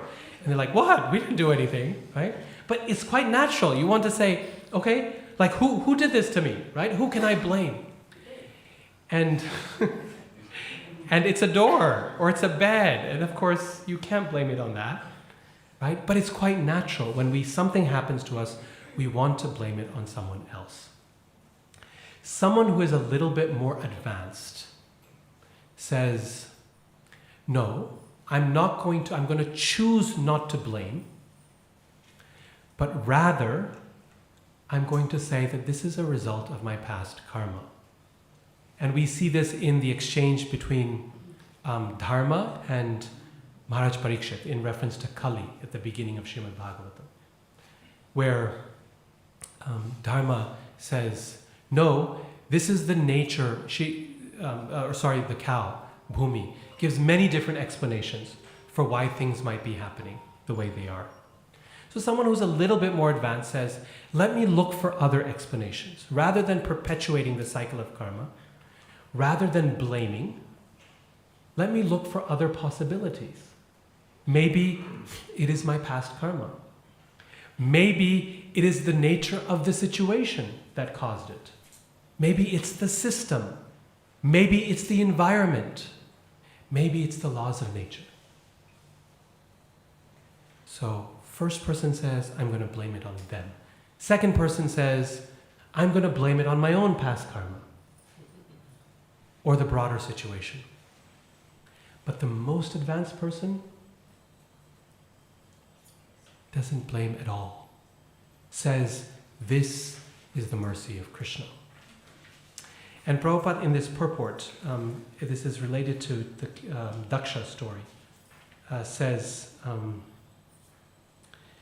he says this very nicely, very beautifully. I just want to read one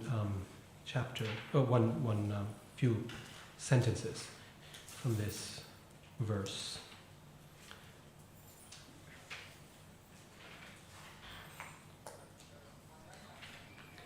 He says, this is in the purport. This is the sacrifice performed by Daksha. Prabhupada says, as usual, a devotee in an adverse condition of life accepts such a condition to be the mercy of the Lord. That is the symptom of a person making progress on the path of Krishna consciousness. It is said that a devotee in Krishna consciousness never takes any miserable condition of life to be condemnation by the Supreme Personality of Godhead. Right? I'll read that again. It is said that a devotee in Krishna consciousness never takes any miserable condition of life to be condemnation by the Supreme Personality of Godhead. Prabhupada here is precluding option number 2 as well. He's saying, don't blame others, right? That he made clear in the first sentence. Don't blame others, but also don't blame yourself. That's also no good. This person doesn't see it as condemnation of others, but also doesn't see it as condemnation of themselves. Because that's the other option. We can become very depressed and say, God hates me. I've done something horrible and he's going to destroy me. Prabhupada is saying, no. It is said that a devotee in Krishna consciousness never takes any miserable condition of life to be condemnation by the Supreme Personality of Godhead. Rather, he accepts the miserable condition to be the grace of the Lord. He thinks, I would have been punished or put into a more dangerous condition of life due to my past misdeeds, but the Lord has protected me. Thus I have received only a little punishment as token execution of the law of karma. Thinking of his grace in that way, a devotee always surrenders to the Supreme Personality of Godhead more and more seriously and is not disturbed by such so-called punishment.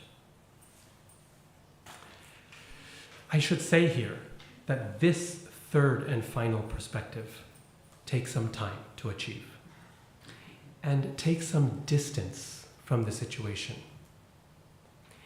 It is usually in hindsight. Only a very advanced devotee in the moment as they're going through it can say, oh yes, this is the mercy of the Lord. Right? That was Prahlad's situation. But Prahlad is very unusual in Bhagavatam, very unusual. Most devotees aren't able to do like he did. Like Dhruva, for example. He's not able in the moment to say, oh, this is the mercy of the Lord. It's only a long time after that he is able to come home and say, I'm able to forgive, and I'm able to understand this as the mercy of the Lord. It's only after he has darshan of the Lord, he's able to say, my Lord, I was looking for broken pieces of glass, and now I have found the most valuable jewel. I do not want anything. My heart is peaceful. This is all your mercy. Most devotees in the moment are not able to see it like that. But afterwards, and so perhaps for us as well, in hindsight, in the rear view mirror, we're able to look at it and to say, yes, this was Krishna's mercy. Perhaps you've had this experience yourself of a situation that's very difficult. 5 years later, 10 years later, we look back and we think, any advancement I have made since that time, it is because of that experience. Krishna taught me so much through that. And I have drawn so much closer to Krishna as a result. As we reconsider our view of what is happening in the situation, we can remember this, that a devotee is able to change the narrative. And instead of seeing that situation as one where I am the victim, the devotee changes the narrative and says, no, I am the victor. I am the one who has won in this situation because this was an opportunity for me to come closer to Krishna. And each time we take up that opportunity and say, Krishna, thank you for that opportunity to come closer to you. Our relationship with Krishna grows deeper and deeper. Everyone in this world thanks God for what is good in their lives. This is a basic practice that we are taught for healthy living. Think about your blessings, count your blessings, and thank God or thank someone else for those blessings. It is only a great soul who is able to thank Krishna even for the negative things. But we can get there. We can get there.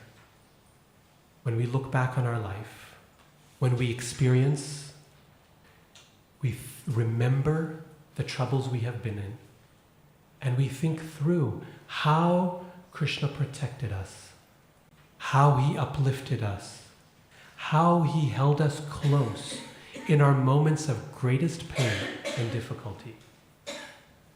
Our gratitude for Krishna grows deeper. Our relationship grows deeper. And over the years of our practice of Krishna consciousness, we collect a library of such incidents. A library of the way in which Krishna has lifted us up, ways in which he has sheltered us, protected us in the course of our life. And that library becomes our personal Bhagavatam. It becomes the pastimes of the Lord in my life. We hear that Bhagavatam is unlimited, Prabhupada says. In the heavenly planets, it's even longer. It's not 18,000, it's 1,000,000 verses long. Because the Lord's pastimes are endless. And we also know that Krishna is never gone. He's always present and doing his pastimes. That means he is also acting in our life. And the pastimes of Radha Gopinath in our life, they are just as real as the pastimes of the Lord in the lives of the devotees in Srimad Bhagavatam. That library, perhaps, cannot be read by others. It's a special library because it is there for us to read and for us to reflect on. And as we reflect on that, then the next time this world sends us something, because it certainly will, the next time it sends us something, we will be able to go back to our personal Bhagavatam and say, Krishna helped me then, right? And I was so worried, I am sure he will help me now. And the time it takes to see a situation as Krishna's mercy reduces and reduces. So that one day, even as Prahlad Maharaj, we will be able to see it as Krishna's mercy, even in the moment. Our intelligence will be so strong. It will be so powerful. So these experiences are valuable for the devotee. And it is in our best interest to change the narrative in our mind from one of harm to one of mercy. And to say, I refuse to see this as anything else but Krishna's mercy. This is how Queen Kunti is able to pray. Vipada santuta shashvat tatra tatra jagadguru bhavato darshanam yatsyad apunar bhava darshanam. My dear Lord, I wish that all those calamities happen again and again in my life. What is she doing? Just in the verses before, she has described her personal Bhagavatam. She has said, you helped us then, and you helped us then. You helped us in the house of fire. You helped us on the battlefield. You helped us in the game of dice. How is she able to say that? It is not because she enjoys suffering or she's masochistic. No one enjoys suffering. It is suffering. And she expresses it as such. The reason she is able to say that is because she is able to look back and thank Krishna for all that he has given. Not just the good, but also the ugly. And say, my Lord, you were there. Every single time you were there. And your presence was so wonderful that I would not give up anything in the world for that. Even though I know it was difficult. Even though it was so painful. But I'm happy that you were there. Okay. So, we change our narrative of the other person. We change the narrative about ourselves. From victim to victor. From pain to mercy. A few more things, and I know my time is up, so I'm going to go through these quickly. As we're trying to forgive, we should be satisfied with partial apologies, with indirect apologies, with half-hearted apologies. We have to recognize that what we described yesterday as the ideal apology, specific, remorseful, unconditional, what we described yesterday, that is a very rare thing in this world. It's a very rare person. In fact, dare I say, a very advanced person. Because to make a mistake is very common. It's not unusual. But it's a very advanced and unusual person who is actually able to seek forgiveness in the way that the Bhagavatam describes. the vast majority of times we will not receive such apologies. And when we are on the side of forgiving, we should not expect it. When we are on the side of seeking forgiveness, we should expect it of ourselves. We should try to do apology in the right way for our own benefit and for the benefit of the other person. But when we are on the side of forgiving, then we should try to look for any excuse to forgive. Most of the time, apologies in this world don't come with a clear statement of, here's what I did wrong. It's very difficult for people to admit their mistake. Very difficult. Most of the time, when you point out to someone, you know you did this wrong, there's nothing wrong in pointing out someone's mistake. Please don't do that. That was wrong. Where we create a problem is when we insist on them admitting that they made the mistake. The reality is that most people, when we tell them that they made a mistake, if they are sincere, they've got it. They understood it. Asking for the next step, now admit it. Admit it, say it to me. Come on, say it. Perhaps if you're married or you're in family life or whatever, this is half the problem, right? You say, you shouldn't do that. You made a mistake there. No, I didn't. Yes, you did. No, I didn't. Yes, you did. And then we insist until that person admits it. And they will not admit it. And the fight goes on and on and on. And it becomes a big fight. The reality is that when we've said it, they got it. And a sincere soul, the next time that situation arises, will think twice before acting in the same way. They will be a little bit more careful and modify their behavior. They may never admit it. They never may admit that they did something wrong or that they're modifying their behavior, but they will. Unless you're working with a real demon.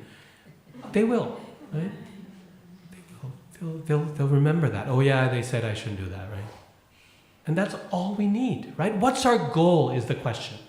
Is our goal to change behavior, or is it to get the gratification of knowing that we are right? If it's the former, then simply stating it is sufficient. If it's the former, then a half-hearted apology, a partial apology, an indirect apology will have to do.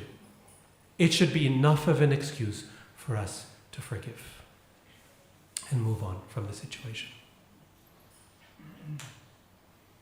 Finally, oh yes, one more thing before I say finally. Remember how I said clarifying intention is really important? Well, on this side of the game, when we receive an apology, it is in our best interest to accept it at face value. When we are on the receiving end of the apology, when we are being asked to forgive, it is in our best interest not to question intention. Do you really mean it? Do you really mean it?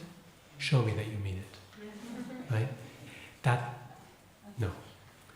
The magnanimity of the forgiver is shown in their ability to accept at face value. And my favorite example of this comes actually from a verse in the Ramayana that is quoted in Chaitanya Charitamrita. It's a beautiful verse where the context is when Lord Ramachandra is on the shore of the ocean and ready to build a bridge to Lanka. At that point, Vibhishana, Ravana's brother, comes to surrender to the Lord. He's been kicked out of Lanka and he comes to join the Lord. And when he arrives, he's flying through the sky as demons are able to do. And he arrives and he's up there. He hasn't descended because he doesn't know what they're going to do to him. He is, after all, the enemy's brother. Lord Ramachandra convenes an assembly to decide what to do with this person who's arrived from the enemy's camp. And he asks them, please tell me what your thoughts are. Jambavan, Nal, Neel, all the great counselors are there. And all of them, one person says, we should kill him immediately. There's 3 brothers, get rid of one right now. Ravana, Kumbhakarna, Vibhishan. We don't know what to expect. Someone else says, no, that's too harsh. Take him as a prisoner of war, then we can deal with it after the battle and see what we need to do. A third person says, no, invite him down as a friend, get all the information we need about the enemy's camp, then kill him.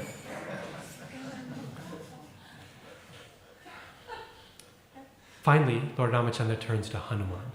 And he says, Hanuman, what do you think? And Hanuman knows the mind of his Lord. And he says, I think we should invite him in and accept him as part of us. And Lord Ramachandra says, actually, I didn't really need to ask anyone. I had already made up my mind. Long ago, I have made this vow, Lord Ramachandra says. And this is the vow that is quoted in Chaitanya Charitamrita. He says, Sakradeva prapanno yas tavasmiti cha yachate abhayam sarvada tasmai dadami etad vratam mama. He says, my dear Hanuman, my dear monkeys, here is my promise. If someone comes to me and even once says to me, my Lord, I am yours, tavasmi, in a mood of surrender, I promise to give that person protection every day of their life. This is my solemn vow. Etad vratam mama. In other words, Lord Ramachandra promises to take us at face value. And Krishnadas Kaviraj Goswami quotes this verse. This verse is quoted actually by Mahaprabhu, I think. This verse as the statement of the devotee at the time of initiation. The devotee comes before the Lord and says, my dear Lord, I am yours. Like Vibhishan, I've got a terrible background. I don't have great companions. I know I've got a lot of anarthas to work through. I know I'm not even close to being where I need to be, but I am yours. I am yours. And guess what? The Lord, at the moment of initiation, takes us at face value. He says, okay, Diksha kale, bhakta kare, atma samarpan. At the moment of Diksha, the devotee surrenders himself to the Lord. And Krishna considers that devotee to be atmasam, to be like his own self. What a great leap of faith the Lord takes. He doesn't question our intention. He doesn't question our purity. He just says, okay, fine, you said you're mine, I believe that. He takes us at face value. And so when someone comes to us for forgiveness, let us take them at face value. Yes, okay. You saying this? You must mean it. No problem. Okay. The last thing, I promise, this is the last thing. He said, the real test of forgiveness. The real test that we've actually done it is that we are able to normalize the relationship. Rather than, I forgive you and don't show me your face again. The real test of forgiveness is we try our best to normalize. And I think the most beautiful example of this is in the example of Durvasa and Ambarish.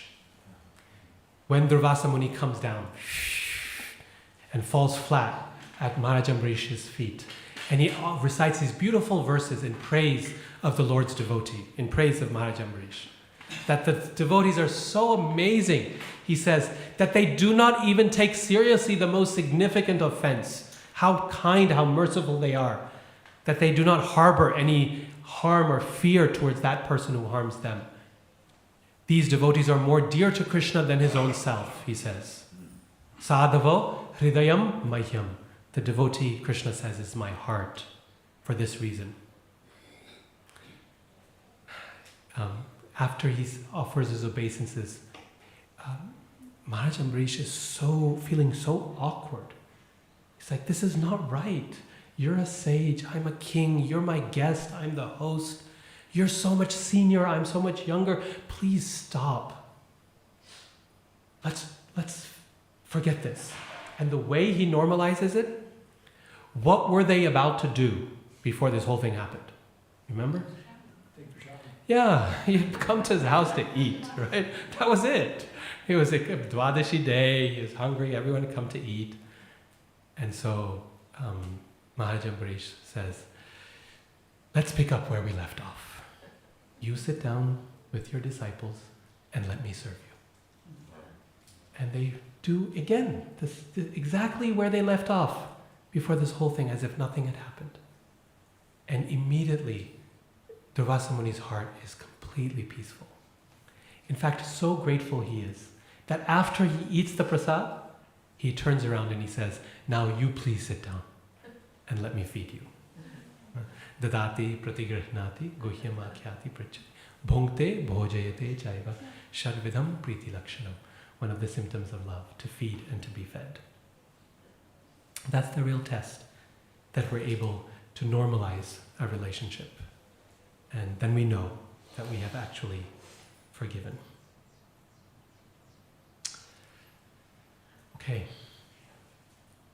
So, just to recap real quickly, when it's time to forgive, giving up anger because it harms the person who harbors it, we reconsider our view of the other person, understanding that they are acting according to their nature, according to whatever they may have, and it's not about me necessarily, that they are also dear to Krishna.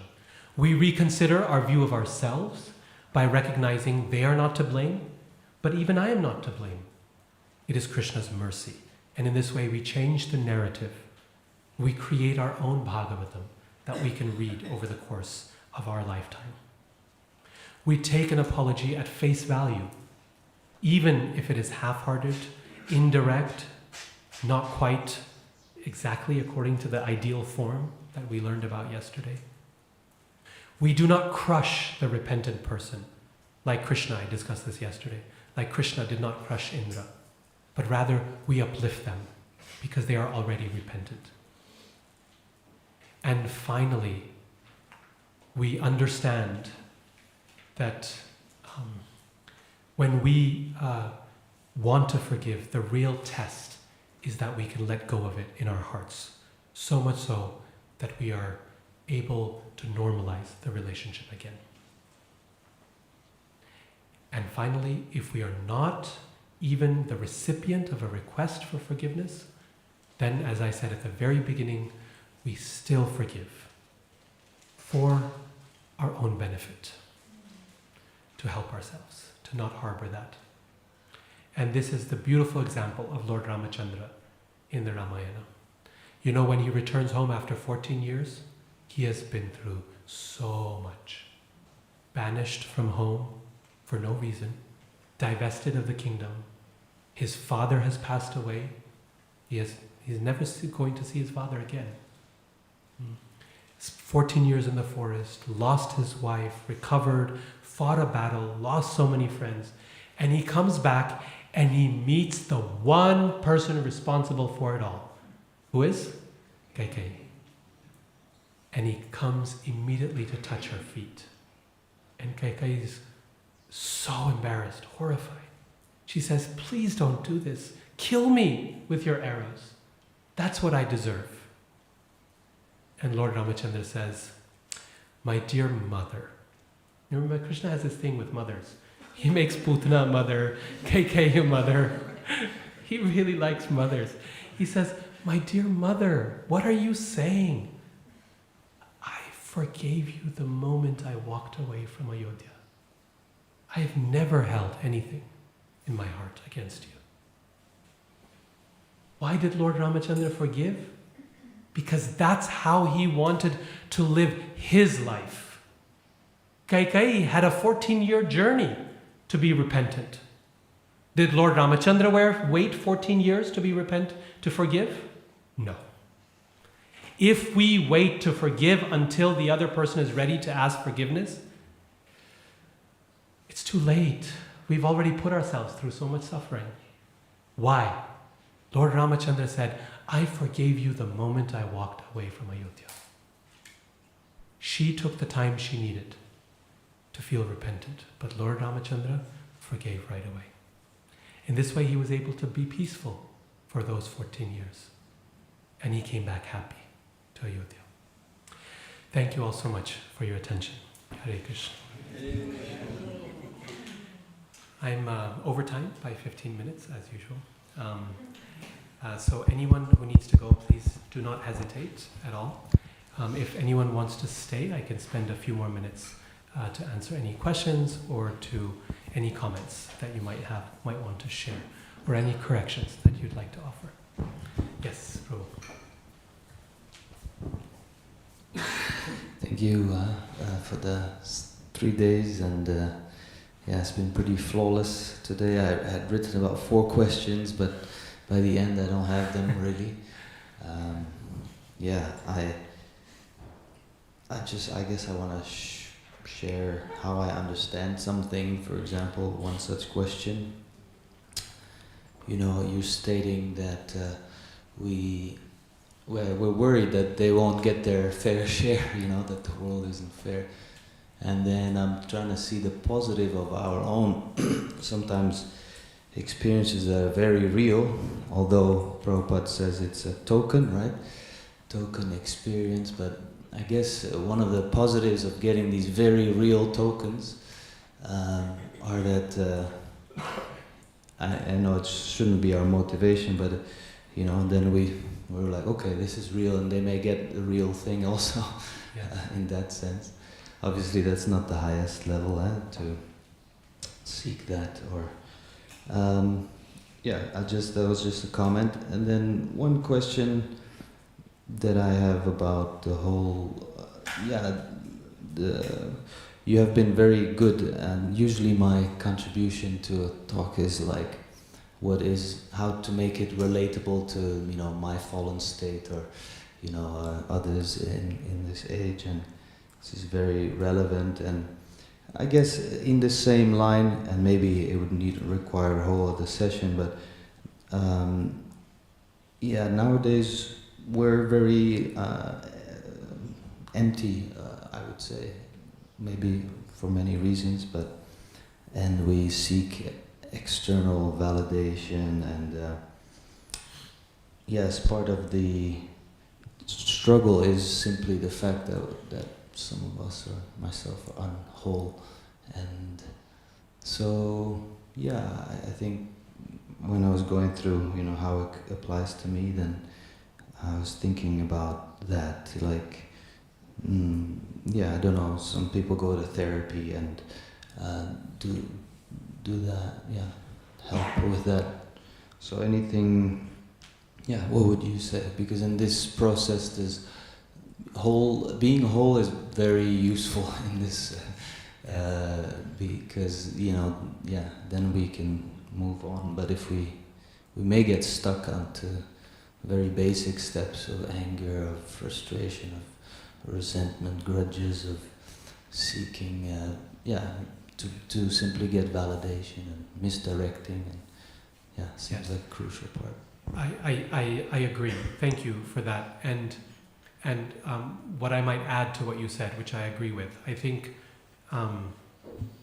when we are trying to find a way to become whole, so that we're in a position eventually to see it as Krishna's mercy, which, like I said, takes time and effort to get there. It doesn't just show up.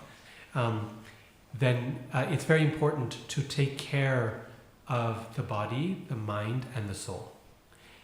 So just as we would go to a doctor, a physical doctor, for you know, a broken knee or something like that, so also when something is ailing us in the subtle body, then we can go to someone to help with that subtle body. We can go to therapy, we can go to someone who's expert in helping us let go of what is it that is giving us pain in our mind, our intelligence, and our ego. At the same time, and these are not mutually exclusive, we have to take shelter of Krishna more and more through his holy names, through the process of devotional service, through the association of devotees. Sometimes we see these as mutually exclusive. Oh, if I'm going to see a therapist, then I'm not a devotee because I'm not taking shelter of Krishna. You should be taking shelter of Krishna. Or I'm taking shelter of Krishna, therefore I cannot go. But that's a false dichotomy. For every type of object, you have a certain solution, right? Just like if we're suffering from a broken arm or leg, no one would say, don't go to a doctor. And no one would say, don't take shelter of Krishna. You have to do both. The doctor will give us some medicine, and Krishna will help us, heal us from the pain within, and help us remember that he is in control of our lives, right? And he's protecting us. So also with the subtle body. One of, I think, the most beautiful things about our philosophy that is very frequently ignored is that our mind is still a material element. It's like a table or a chair. It's like if a table breaks, you have to put it together. So the mind is like that also. The mind is not spiritual. The intelligence is not spiritual. They are physical bodies to be used in Krishna's service. Physical but subtle bodies to be used in Krishna's service. Right? So both of these things go hand in hand together. One without the other will leave us with a hole inside, right? We need to take care of the soul, we have to take care of the subtle body and the physical body as well. So then we become holistically able to serve Krishna nicely without something ailing us. Just like we want to go on the altar and something is ailing us, we are in a lot of pain, we can't, right? We can't serve Krishna nicely. We can try, and that's our determination, it's very laudable, but wouldn't it be nicer if we were healed physically? So also with the mind, right? We can serve Krishna, we can chant and dance, even with that anger or whatever it is ailing us, but wouldn't it be nicer and easier to serve Krishna if we were able to get through that as well? I also appreciate your first comment about what we can gain from such an experience. Yes, by experiencing that it's real, we understand that it's also real for the other.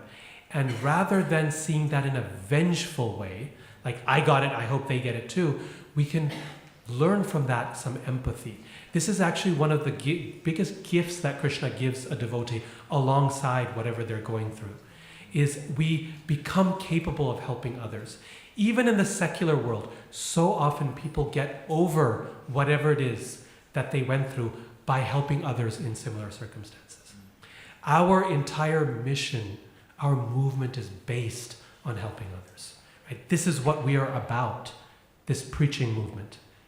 What better way to harness our own struggles in this world, but by engaging that to understand the pain and suffering of others so that we can feel genuine compassion and lift people up. That is the mercy of a Vaishnava, right? This is why a Vaishnava is even more merciful than Krishna. Because Krishna understands our suffering, but the devotee has been through it. The devotee knows what it's like to exist in the material world. So when a devotee says, this is suffering and I understand what you're going through, and this will help you, the holy name will help you, we can feel it coming from a real place. We know it's genuine because we can see it in their eyes. We know that they know what this world is like. When we hear those prayers from Queen Kunti, it affects us, right? Because we can hear it in her voice, the pain she's been through. When Dhruva says his prayers. So that's the virtue, that we too can become like them, like Queen Kunti, like Dhruva Maharaj, by going through these experiences in the world and saying, instead of being resentful, I'm going to use them to help others, because now I understand where they're at. Other questions, comments?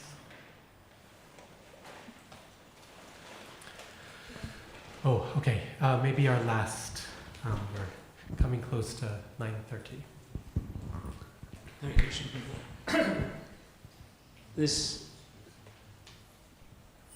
It's not. We can't deal with the karma of the other persons. We have to not get entangled with that. At the same time, through the whole conclusion of the seminar, it seems that it's very incomplete if we don't wish upon them,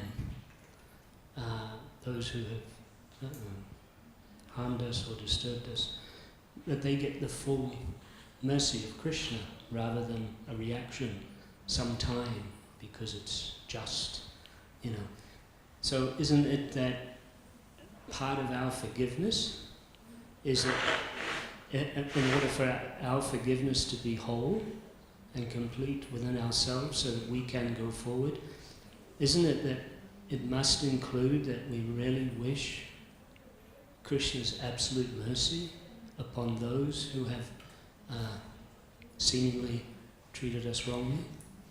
And specifically because this whole seminar is about devotees. So it's a devotee who has maybe wronged us. So how can we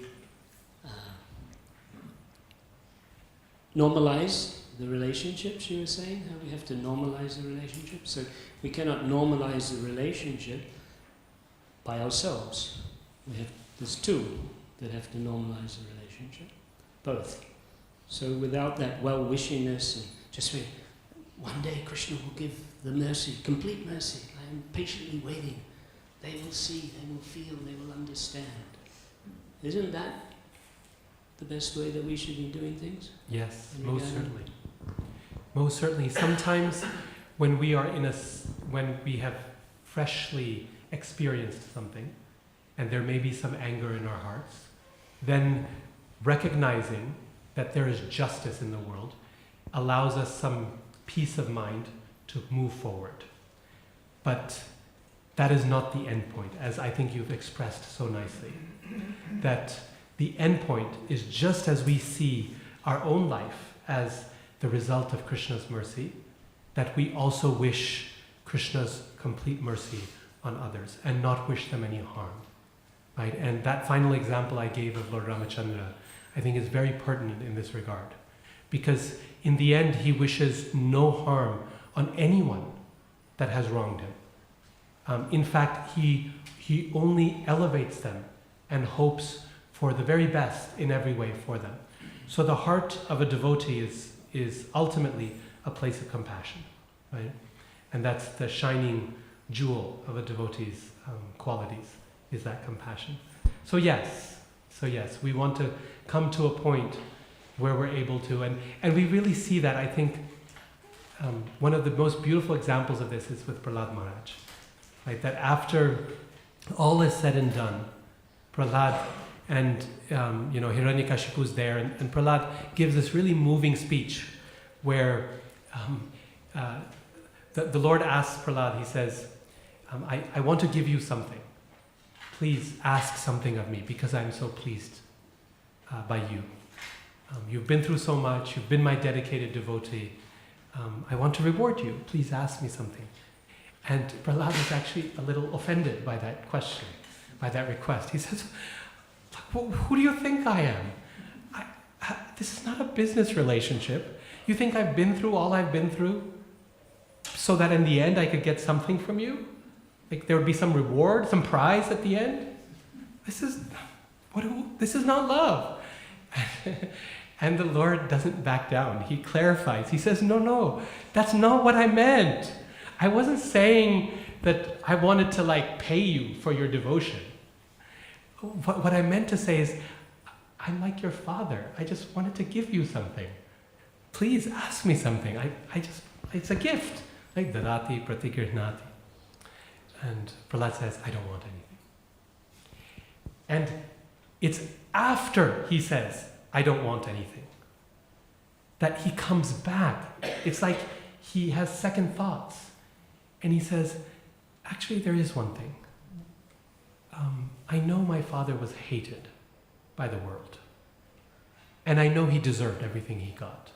His father's lying there. And all the demigods have been showering flowers and going, yay, yay. Right? And he says, I know he was a snake. And even great saintly persons are happy when a snake is killed. But he was my father. And I don't wish any ill upon him. Rather, I hope that he has benefited in the end. Please liberate him. In that moment, he demonstrates both the extraordinary compassion of a devotee in requesting the mercy of the Lord, the complete and absolute mercy, as you said, upon even the person who has done most harm. He demonstrates his greatness as a Vaishnava, and he also demonstrates his humanity as a child. So true is it in the world that even in relationships of love, when we are harmed, we still wish them well, isn't it? There's still that sense of, how can I let go? There's still some love there. And Prahlad says, I know how much he's done. I mean, I know of all people, right? The demigods lost their kingdoms. But look at me, what I went through. This is a close personal relationship. But he's still my father. And since he's my father, I still want him. I wish him well. Right? So in this way, he demonstrates the conflicted nature of love as well. For human beings, it's not black and white. This is a demon. This is a great person. In reality, it's all mixed up, right? But in the end, it's only resolved in the service of the Lord, in the mercy of the Lord. It all becomes whole for him in the Lord's mercy. Prahlad's journey, downhill journey in his relationship with his father, you know where it started? Where it starts in Bhagavatam? The first moment at which that relationship fractures is when his father pushes him off his lap. He's angry because his son says to worship Lord Vishnu is what I've learned.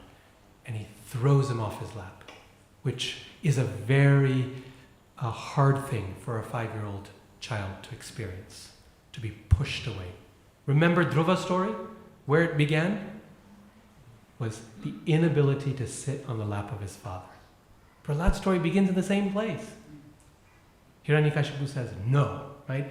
Uttanapad does it verbally or without speaking. He does it physically, pushes him off. Where does his story end? Prahlad's story. By the Lord placing him on his lap and saying, now you have your father. That relationship is made whole again.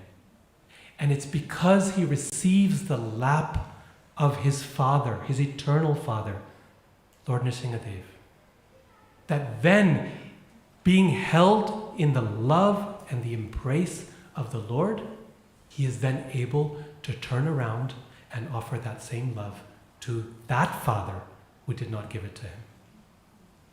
And say, my Lord, I'm ready now to even make this relationship whole. Because I know I have you. And that's when we are really able to forgive. That forgiveness happens not by some mechanical process, but when we recognize that we are so closely held in the arms of the Lord that we're able to turn around and say, okay, now I feel confident. I feel like I have enough to forgive, to wish the best even for you, even for all you have done. So I think this is a nice note to end on. Thank you very much, Prabhu. I again want to thank you so much in the name of the community. We had His Holiness Keshav Maharaj here, who spoke about the 7 principles of building a community of love. So I think this is very compatible to that seminar of His Holiness Keshav Maharaj. And if we can learn how to forgive other devotees and forgive ourselves also, I think it will help building this community of love that we really want to build further on. So thank you very much. I don't know if you have your agenda here for next year. We can already make an appointment. His Grace Radhikaraman Prabhu ki. Hare Krishna, Krishna Krishna, Hare Hare, Hare Ram, Ram Ram, Hare Hare. Srila Prabhupada ki jai. ISKCON Radhadesh TV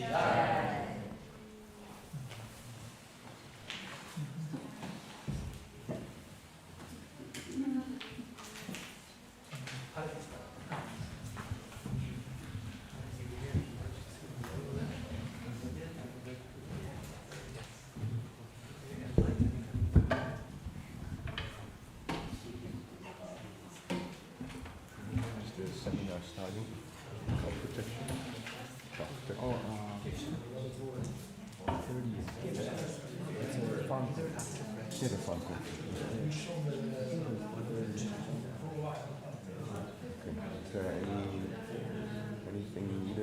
Yes, yes. So maybe after. Driver's side to communicate something, announce. Yeah. Because it would be good to make an announcement. Yes. Preparing the take them Maybe after lunch is better. I think there will be a problem. Energize us. But I can also, you Where should we meet? Yeah, that's good.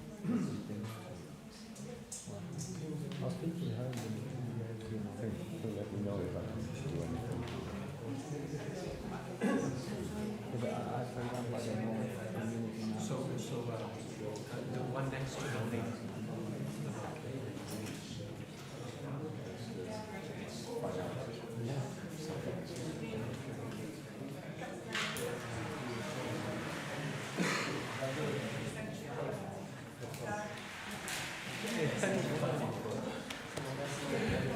I was hoping to have the session before we do that.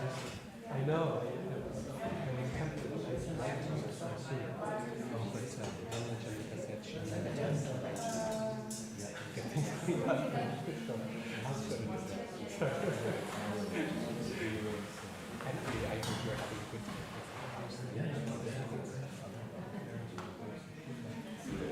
So shall we proceed to breakfast together?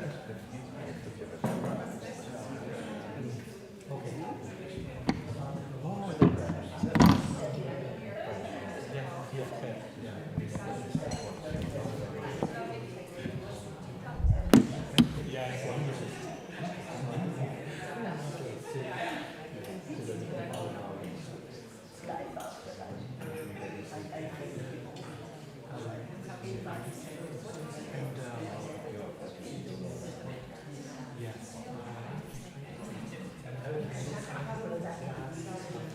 from 6 to 7:30.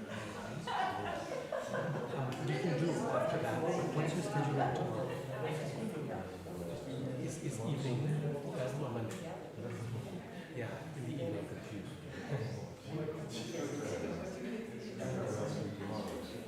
If it's the same for you. If it's not, then we will do it. Also, Amrita Devi is coming down with something. So, yes. I got something before I came to Radhadesh, so I have some immunity, I think. Perhaps I gave it to her. So, I've been apologizing profusely to her. Communication is good, but we don't communicate certain things, like diseases.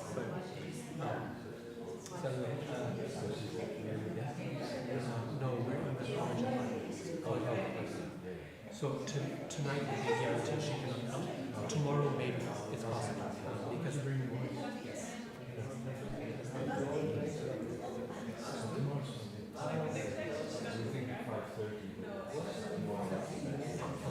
yeah, let us know.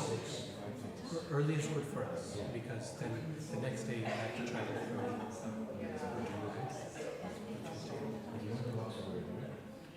Yes, but not this trip. Not this trip. Yes. No, I went also. Yeah, I went, when was it? In May.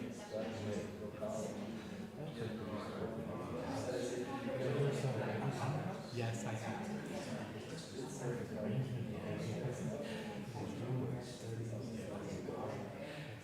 He's really living the scholars life.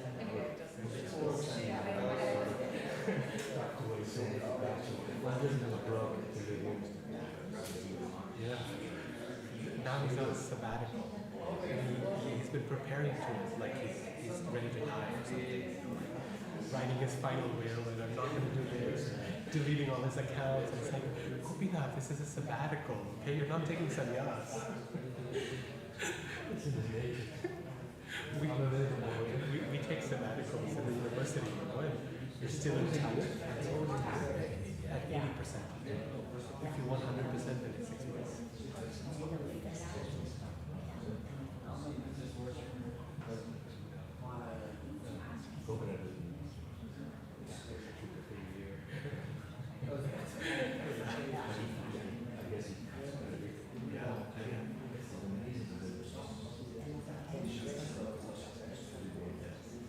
that's why he does really good work. It's like very powerful thinking. You can't do it if you're a bubble shop.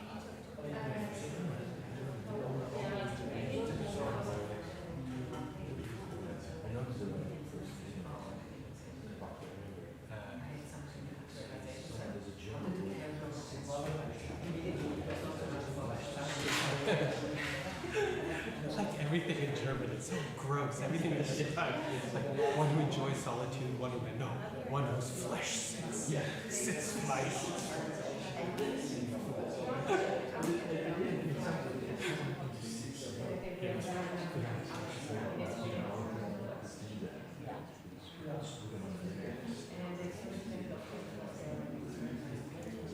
Happy belated birthday. He was here. Yes, I heard. So surprised.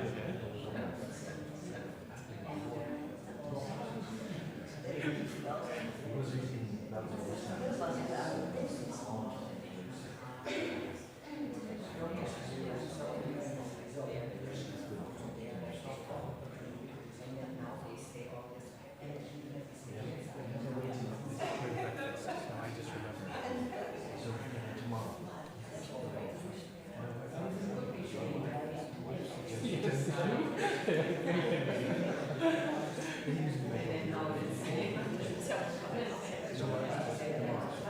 And just let us know what time that works for you. If you'd like us to walk, we can do that. No, it's not.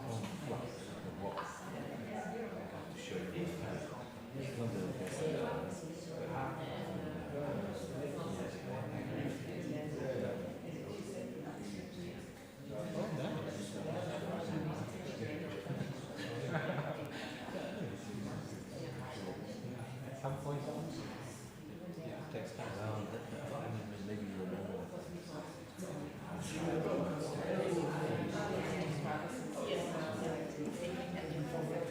I still associate you with the room upstairs. So, oh, nice to have it. You still have it?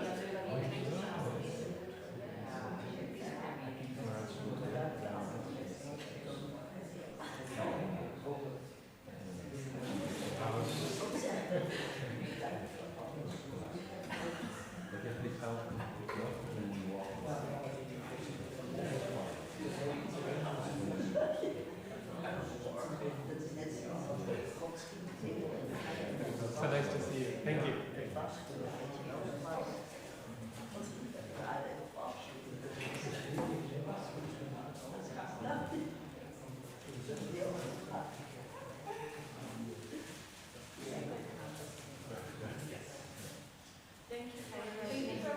Thank you for leaving your wife at you. Yes.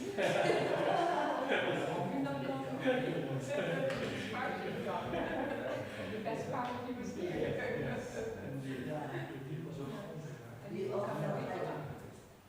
No. They'll go from here to London. My wife has two sisters in England, so she'll spend a week with them and then she'll come back. She's English? I mean, she grew up in England? No.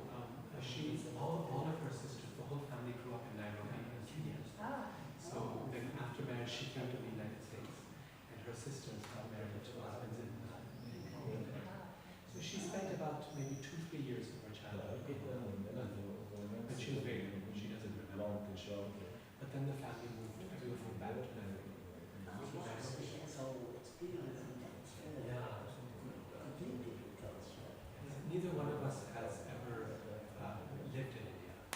So I was born in the US and raised there, and she was born in Kenya and raised in Kenya. So both of us have.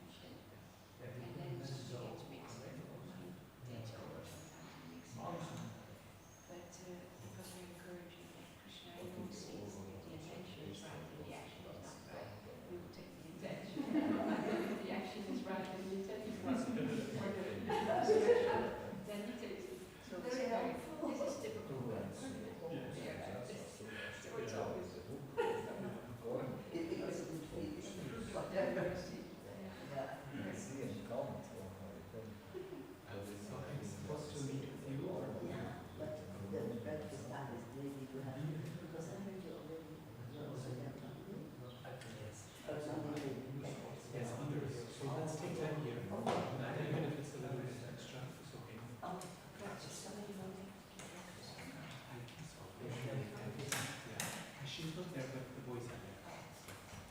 Let's see.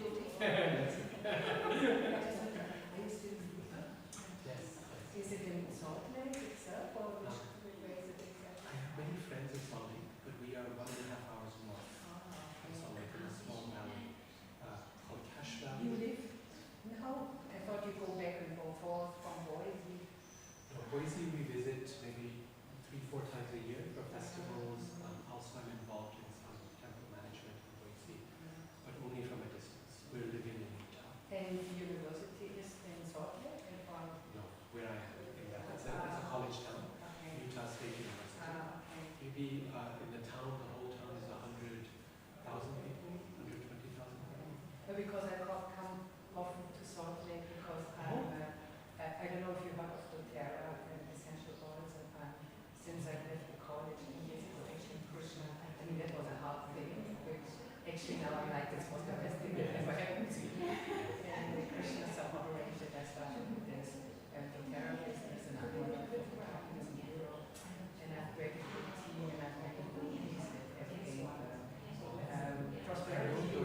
Yeah, so I've been coming since many years, always to the convention in Salt Lake City. It happens there every year. Yes, every September. So during the COVID I couldn't go, and last year I went to visit with my daughter. I went to New York, Vrindavan, and some places, and then I went to visit with Utah also for the first time, because before I had to always come and go because it was still in school. And so I was just wondering, because Utah is for me some kind of little bit special place also. So Mirabai comes also. We are going now in September for 1 week, so therefore I was just wondering if you're nearby there. The persons, they got to know about Krishnami and Subhakar, who used to be before Las Vegas, and many devotees actually coming. I was just thinking if there's some, we could make it Sangha or something, but 1.5 hours is a little bit far. Yes, for commuting every day is too far, because the 1.5 hours is also a little stressful driving on the main interstate highway. But at least you can visit our home, and you can have the sound with us, and you can do maybe a program with the devotees who are visiting one evening, if that works, like on a Friday. What days of the week are you on? The conference is, I think, Thursday, Friday, Saturday. Okay. And we are, of course, to come a little bit earlier, but there's some other trainings, but I would have to see with her if that's feasible, because then we have to rent cars and get there somehow. Yes. But How many people are there? yeah, I don't know exactly. Because the thing is that I have very good friends in Salt Lake City, devotees, who visit us regularly and attend our programs at our home. So they have like these large vehicles, 8 people can say. There's like a center there. Yes, I only went to Spanish Fork last year. Last year we took a car and drove around, but somehow I didn't contact you that time. We would have had more time to, still now I was thinking about it. We can arrange, can arrange something. We have to see the timetable and everything. We hold programs once a week at our home, so we're there for Friday evening. And these devotees from Salt Lake come. So if we know in advance, we'll just arrange for you. I have to see what is, because there are some days where they have only a general session in the morning, and in the afternoon it's kind of like, there are different activities, but it's more free. So maybe that's on Friday, we could maybe come, if it's in the evening, it's maybe more difficult to come back then, but I don't know if I can have your contact, and then I can let you know, because it's, And also, if coming to our home does not work, then we can come there and we can hold a program in Salt Lake City. in the center. I mean, that would obviously would be more easy for us. Yes, in the center or in a devotee's home. Okay. Yes. Yeah, that would be really So that may be easier. Because we don't have so much traffic. because to also coordinate all the different people and then rent car, I mean, I think for me No, renting cars will not be necessary. okay, then the other activities Yes, go. enough vehicles are there, enough room is there. Renting vehicles would not be a problem, but the drive would be a little bit of time. Yeah, I really like what you said at the end. I mean, that's been my point for the business,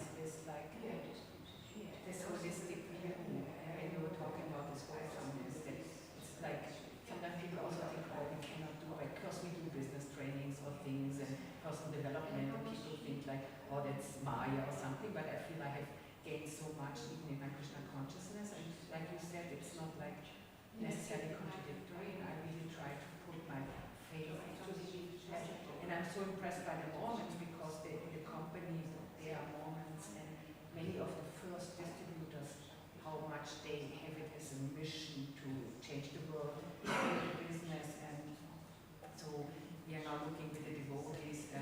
Yeah, I really see that somehow Krishna has put me in this position. I don't know yet what this is planned for me, and so I really like that aspect that you have it like more. Yeah, it's not like black and white, and that I feel like some devotees still, unfortunately, it's like that. And so I'm very happy to hear that. So Happy that you're coming to Utah. It's very rare to meet anyone who even knows where Utah is. yeah, no, for me this is like when I knew it, but last year I was traveling around. I was thinking, maybe because Jamastini was just before, if I could go to Boise, but then we actually were in California at the time, so I went to a temple there. But so I wasn't in touch with your father, but then I said it's too complicated to fly there and then go there. So I had to see my schedule. What is a good way to contact you? WhatsApp is best. Yeah, so I can put you in the contacts, and if you can put your number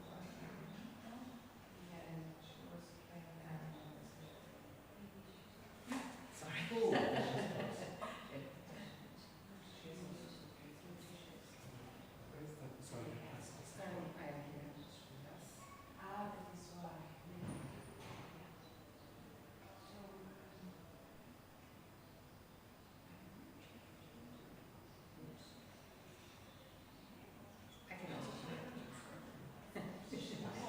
I'm not used to it.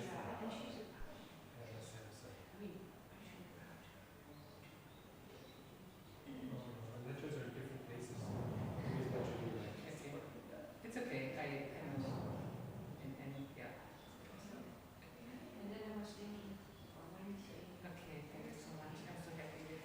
I had this inspiration just now. I should like still catch you and ask you about your time. Please send me a WhatsApp message with your name and the dates that you're coming, and I'll know what Yeah, okay. And then I will talk with them because they said they wanted to have some kind of gathering, but that could be really nice. But I think it would be easier if it was, I think so also. So let's just figure out the dates, and then we'll choose a day that works for your conference schedule, because I know conferences sometimes have evening activities also. I mean, it's quite intense, but I think it's nice to have also a little sangha there.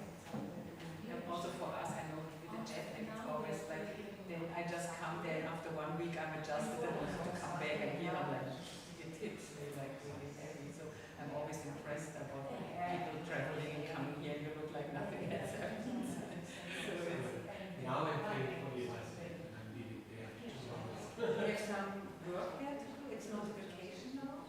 No, because I haven't You have to already prepare the next But it's nice that your sons are here and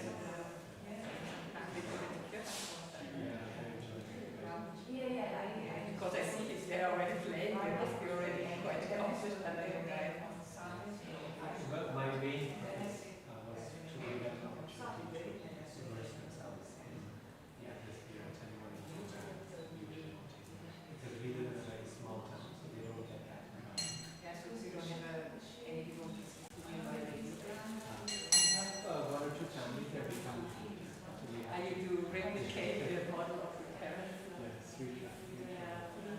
I should go later. Yeah, thank you so much. I will write you and I hope to see you then. Yes. I'm so happy, very happy. Oh, thank you.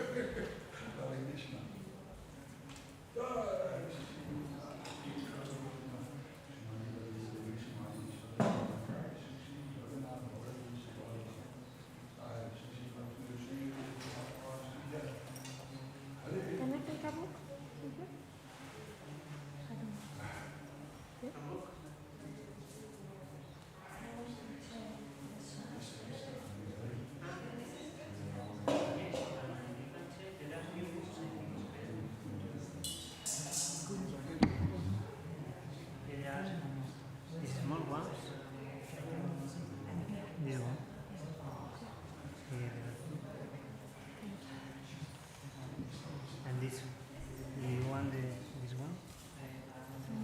All of these are for the guests when they come.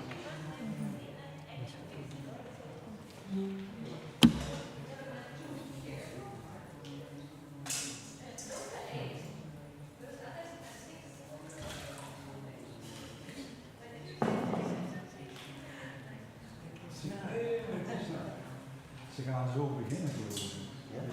Iemand zei over 2 minuten. Dus ik ga daar naartoe. Ik zie jullie wel. Ik ga met je mee.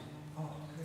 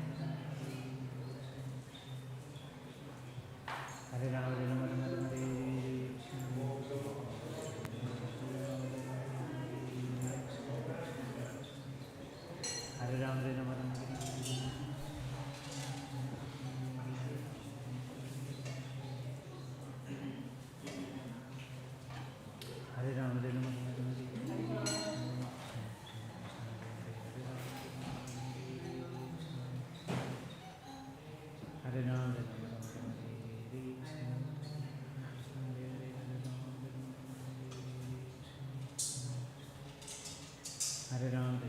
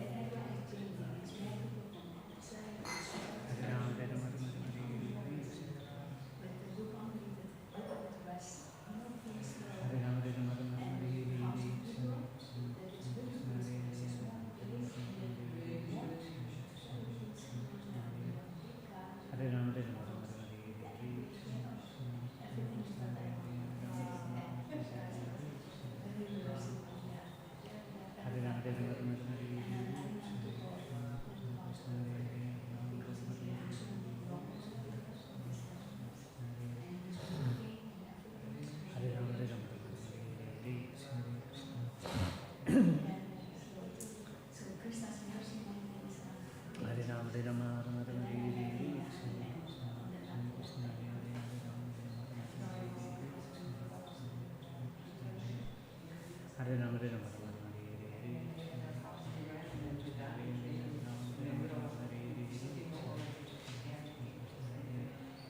Hare Hare Rama Hare Rama Rama Rama Hare Hare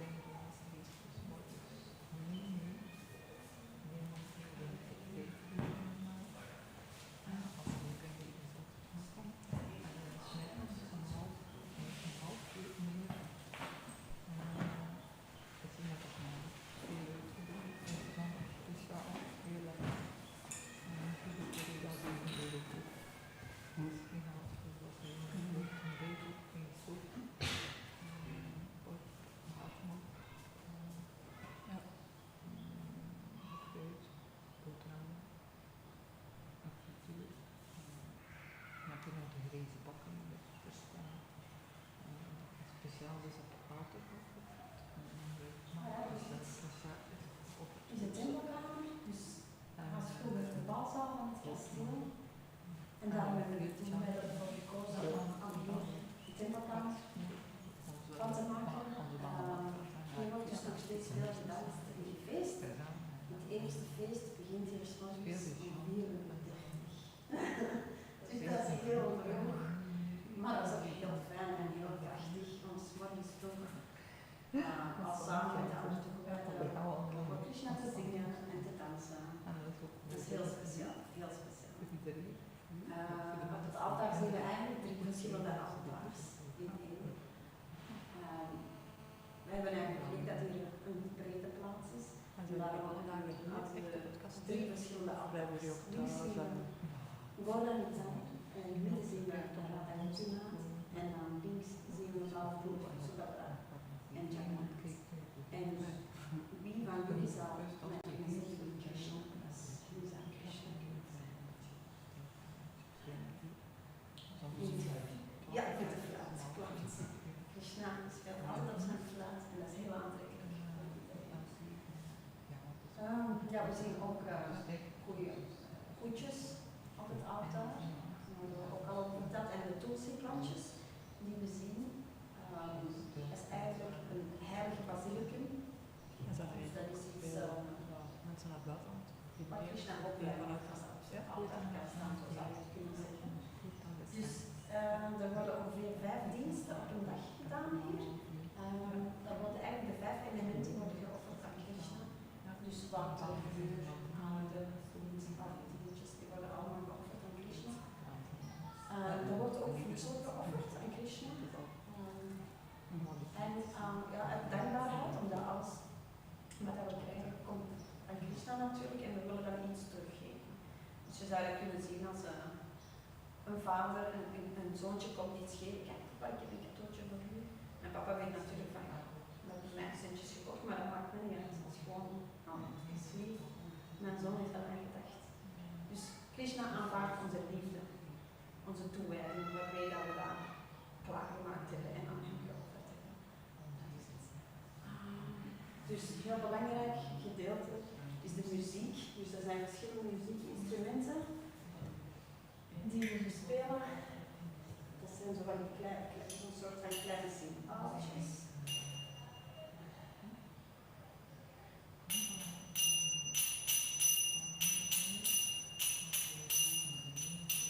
Nee, ook de merkantje, dat werkt nu niet zo goed.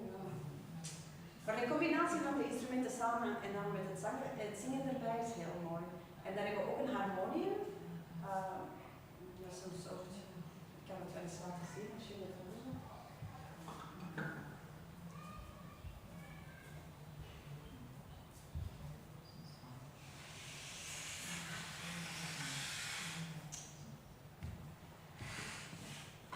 Dus dat is zo. zomer.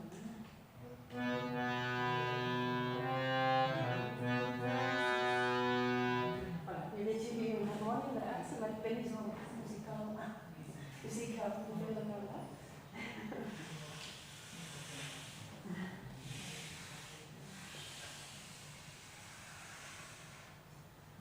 En dan moet ik natuurlijk het belangrijkste nog uitleggen, wat jullie daar rechts zien. Dat is de Maha-mantra. Dus dat is een mantra die heel veel wordt gereciteerd, dus ook als we zingen en zo. En die bestaat eigenlijk uit 3 woorden: Hare, Krishna en Rama. Dus Hare is de vrouwelijke liedesenergie van Krishna, die is dus aan de linkerkant van Krishna, dat is Radharani. Dan Krishna is de oorspronkelijke bron, is Krishna, en Ram is het eeuwige reservoir van de energie. Dus met die 3 woorden wordt het Maha-mantra gevormd en we hebben dan ons gebedssnoer, want jullie denken, wat zit er toch in dat zakje? Daar zit dus ons gebedssnoer in. Bij de katholieken of de christenen stelt daar zo'n rozenkrans. Dat is 54 kraaltjes, bij ons zitten er 108, dus ervan. Dus op elk kraaltje wordt de mantra gechant. Dus Hare Krishna, Krishna Krishna, Hare Hare, Hare Ram, Ram Ram, Hare Hare. En dan naar het volgende, zo helemaal uit. En de toegewijden die een belofte hebben gedaan aan een spiritueel leraar, die chanten dat 16 keer. Dat duurt ongeveer 2 uur. Dus daarom staan we vroeg op. Dat we dat in de ochtenduren kunnen doen, dan is de geest nog vers en het rustigste van de hele dag, over het algemeen. Mantra betekent, dat bestaat uit 2 delen, man en tra. Manas is geest, tra is beheersen. Dus dat is de bedoeling dat we onze wilde geest een klein beetje onder controle kunnen houden. Dat is heel krachtig. En op die manier kan je ook veel beter begrijpen wat het eigenlijk de bedoeling is. Want onze zintuigen, als we die niet onder controle hebben, ja, dan ben je eigenlijk een slaaf van je zintuigen. En zo kan je ook leven, maar dat brengt toch niet zoveel vooruitgang. Dus, en als jullie zin hebben, kunnen we samen de mantra eens zingen. Ik zal voorzingen en jullie mogen mij gewoon nazingen. Of waar zat zo? Ik zat zo meteen. Hare Krishna. Hare Krishna. Hare Krishna. Hare Krishna. Krishna Krishna. Krishna Krishna. Hare Hare. Hare Hare. Hare Rama.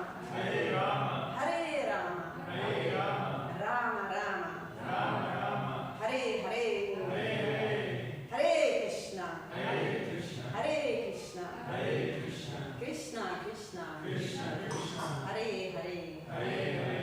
Hare Rama. Hare Rama. Hare Rama. Hare Rama. Rama Rama. Rama Rama. Hare Hare. Hare Hare. Hare Krishna. Hare Krishna. Voilà. Dus dit is de prachtigste kamer van het kasteel. Ik blijf hier, ik liefst van allemaal, maar het is allemaal heel speciaal. Zijn er nog vragen? Nee? Ja, deze wordt binnenkort ook nog gerenoveerd. Dus dat zal nog wel een heel goed zijn. En de diëtist, die worden eigenlijk 2 keer per dag volledig aangekleed. Dat duurt ongeveer 2 uur om hun een nieuwe outfit te geven. Er worden ook elke dag verse bloemenkransjes gemaakt. Allemaal ook, past ook allemaal bij de kleuren van hun outfitjes en zo. Dus ja, maar werk, we beschouwen dat niet als werk, het is eigenlijk een meditatie. Het is, door daarmee bezig te zijn, proberen we ons te herinneren van onze bron eigenlijk, van onze band met Krishna. Dat is de bedoeling daarvan. Het is geen bezigheidstherapie of zo, er zit veel meer achter.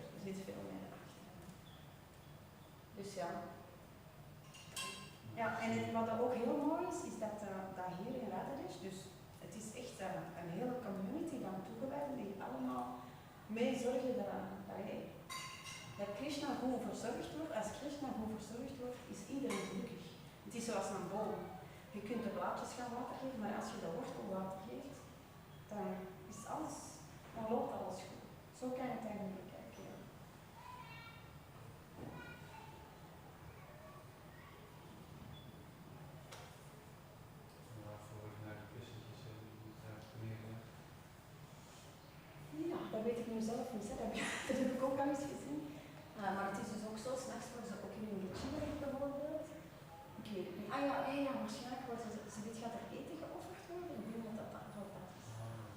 En ik zal het vragen, misschien weten ze dat wel.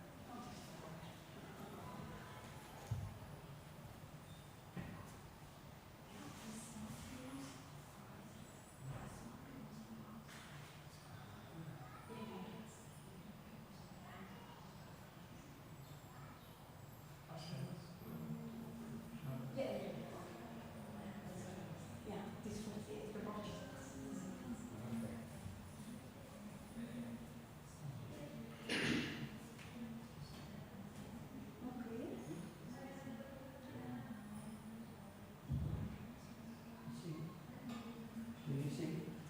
Moet ik zingen?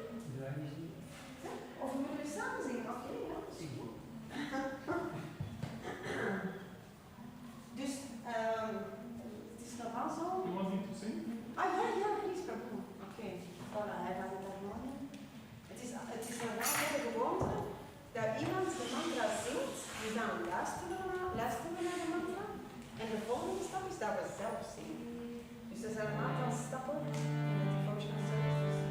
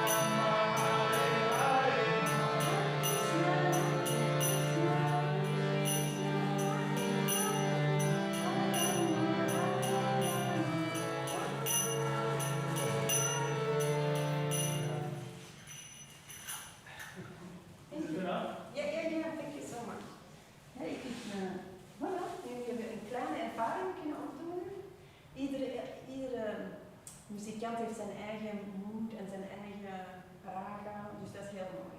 Iedereen mag dat op zijn persoonlijke manier doen. Iedereen heeft ook een persoonlijke band met God. Daarom is dat zo speciaal. Hare Krishna.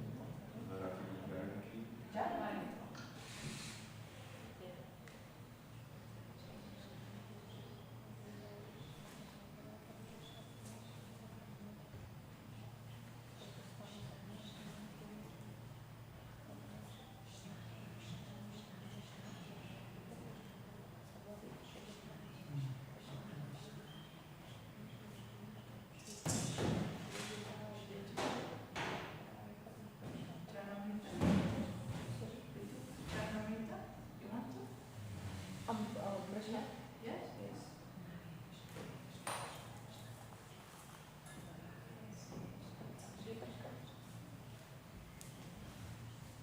Can I help you? Yeah.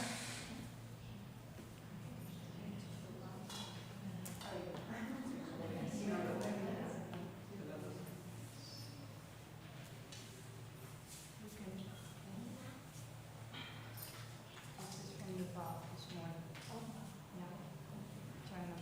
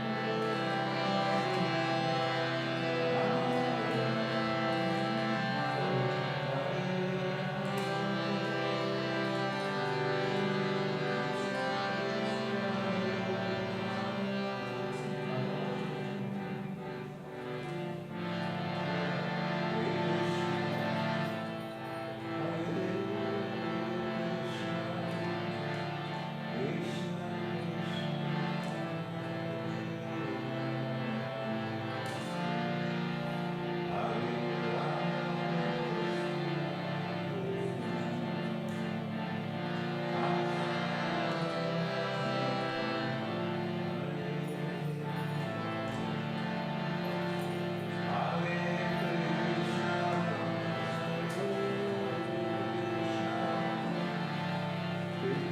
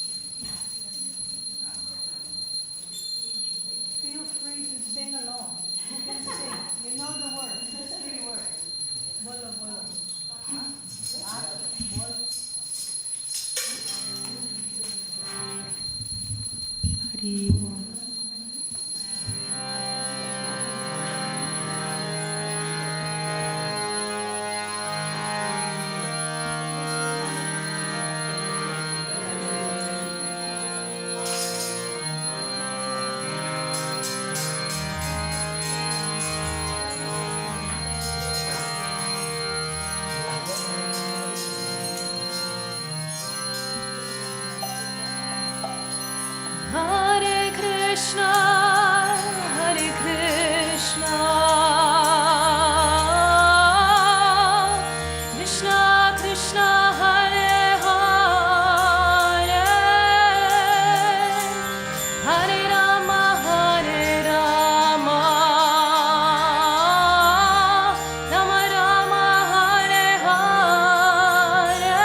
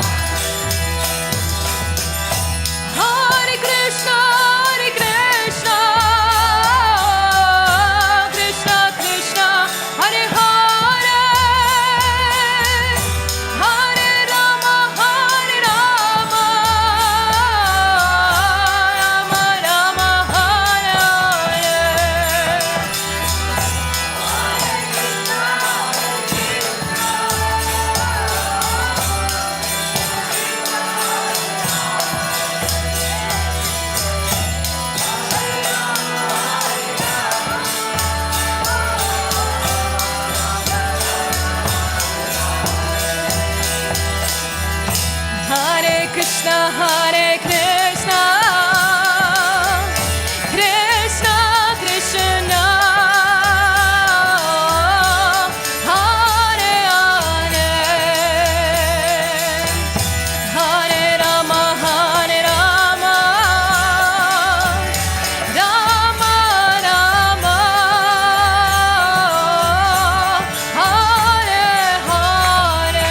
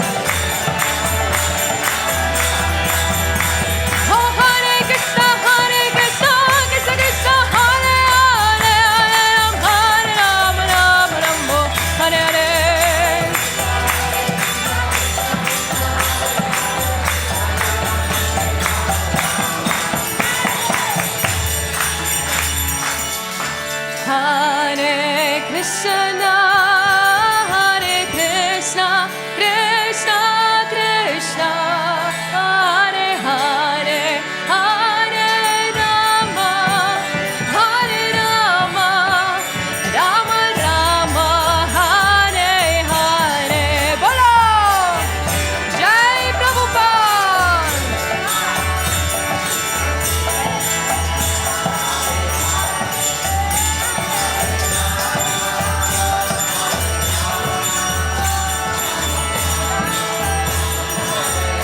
Oh, Hare Krishna, Krishna Krishna, Hare Hare, Hare Rama, Rama Rama, Hare Hare. Krishna!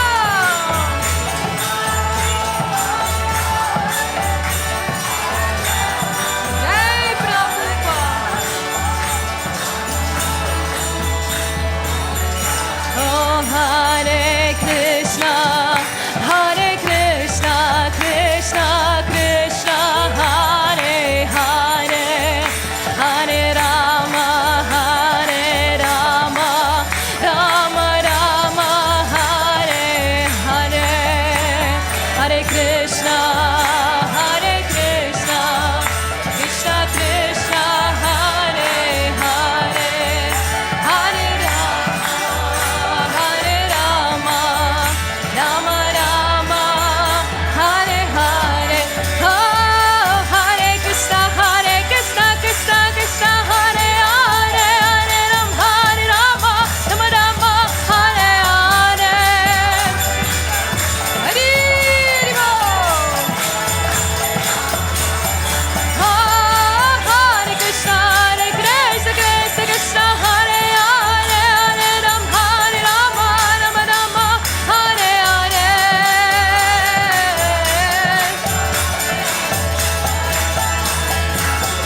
Jaya Jaya Prabhupada,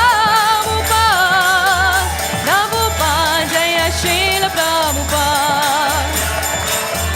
Prabhupada.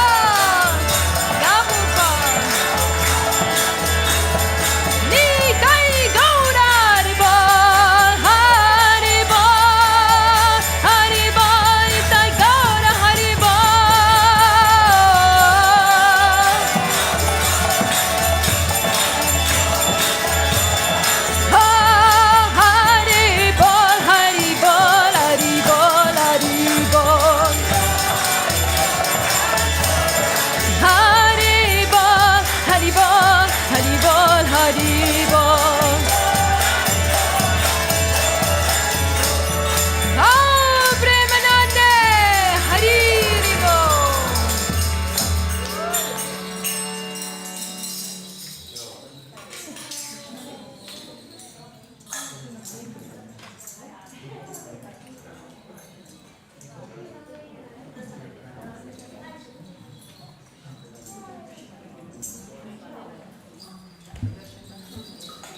We will sing now a prayer to Lord Narasimhadev.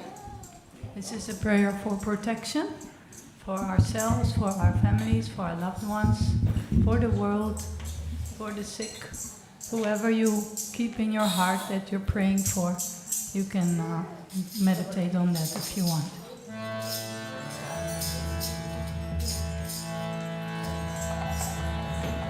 Namaste Narasringaya.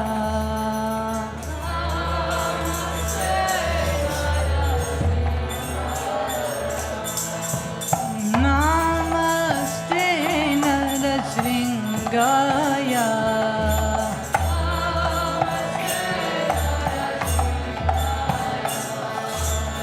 Pralada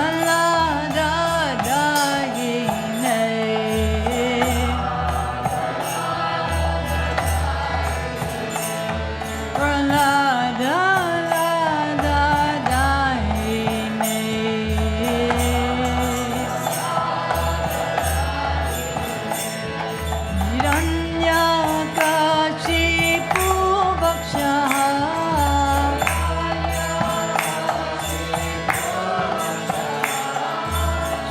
Satankanakalaye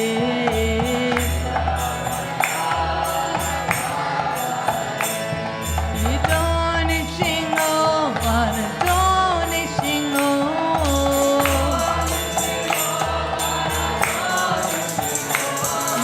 Yato Yato Yami Tato Nishingo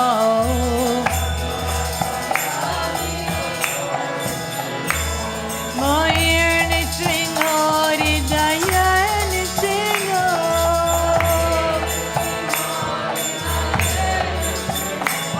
Moir Nishingo Ridaya Nishingo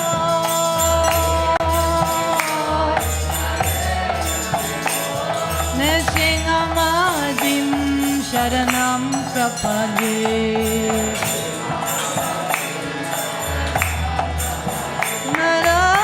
Narasingamadim Sharanam Prapade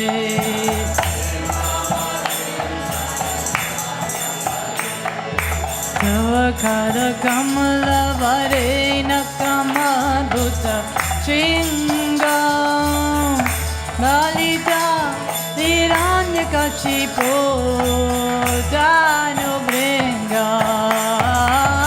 Keshavadrita Narahari Rupa Jai Jagadisha Hare Jaya Jagadisha Hare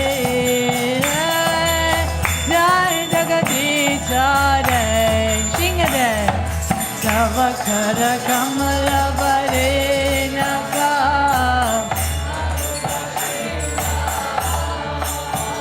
Dalida Tano Bringa Keshavadrita Narari Rupa Jai Jagadisha Hare Jai Jagadisha Hare Jai Jagadisha Hare Keshavadrita Narari Rupa Jai Jagadisha Hare Jai Jagadisha Hare Jai Jagadisha Hare Everyone Keshavadrita Narari Rupa Jai Jagadisha Hare Narari Jai Jagadisha Hare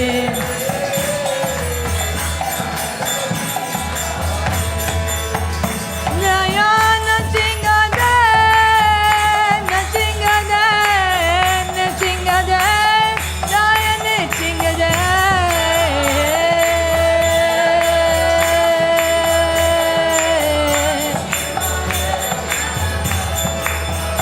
Nayana Singade, Nasingade, Vani Singade, Jayana Singade.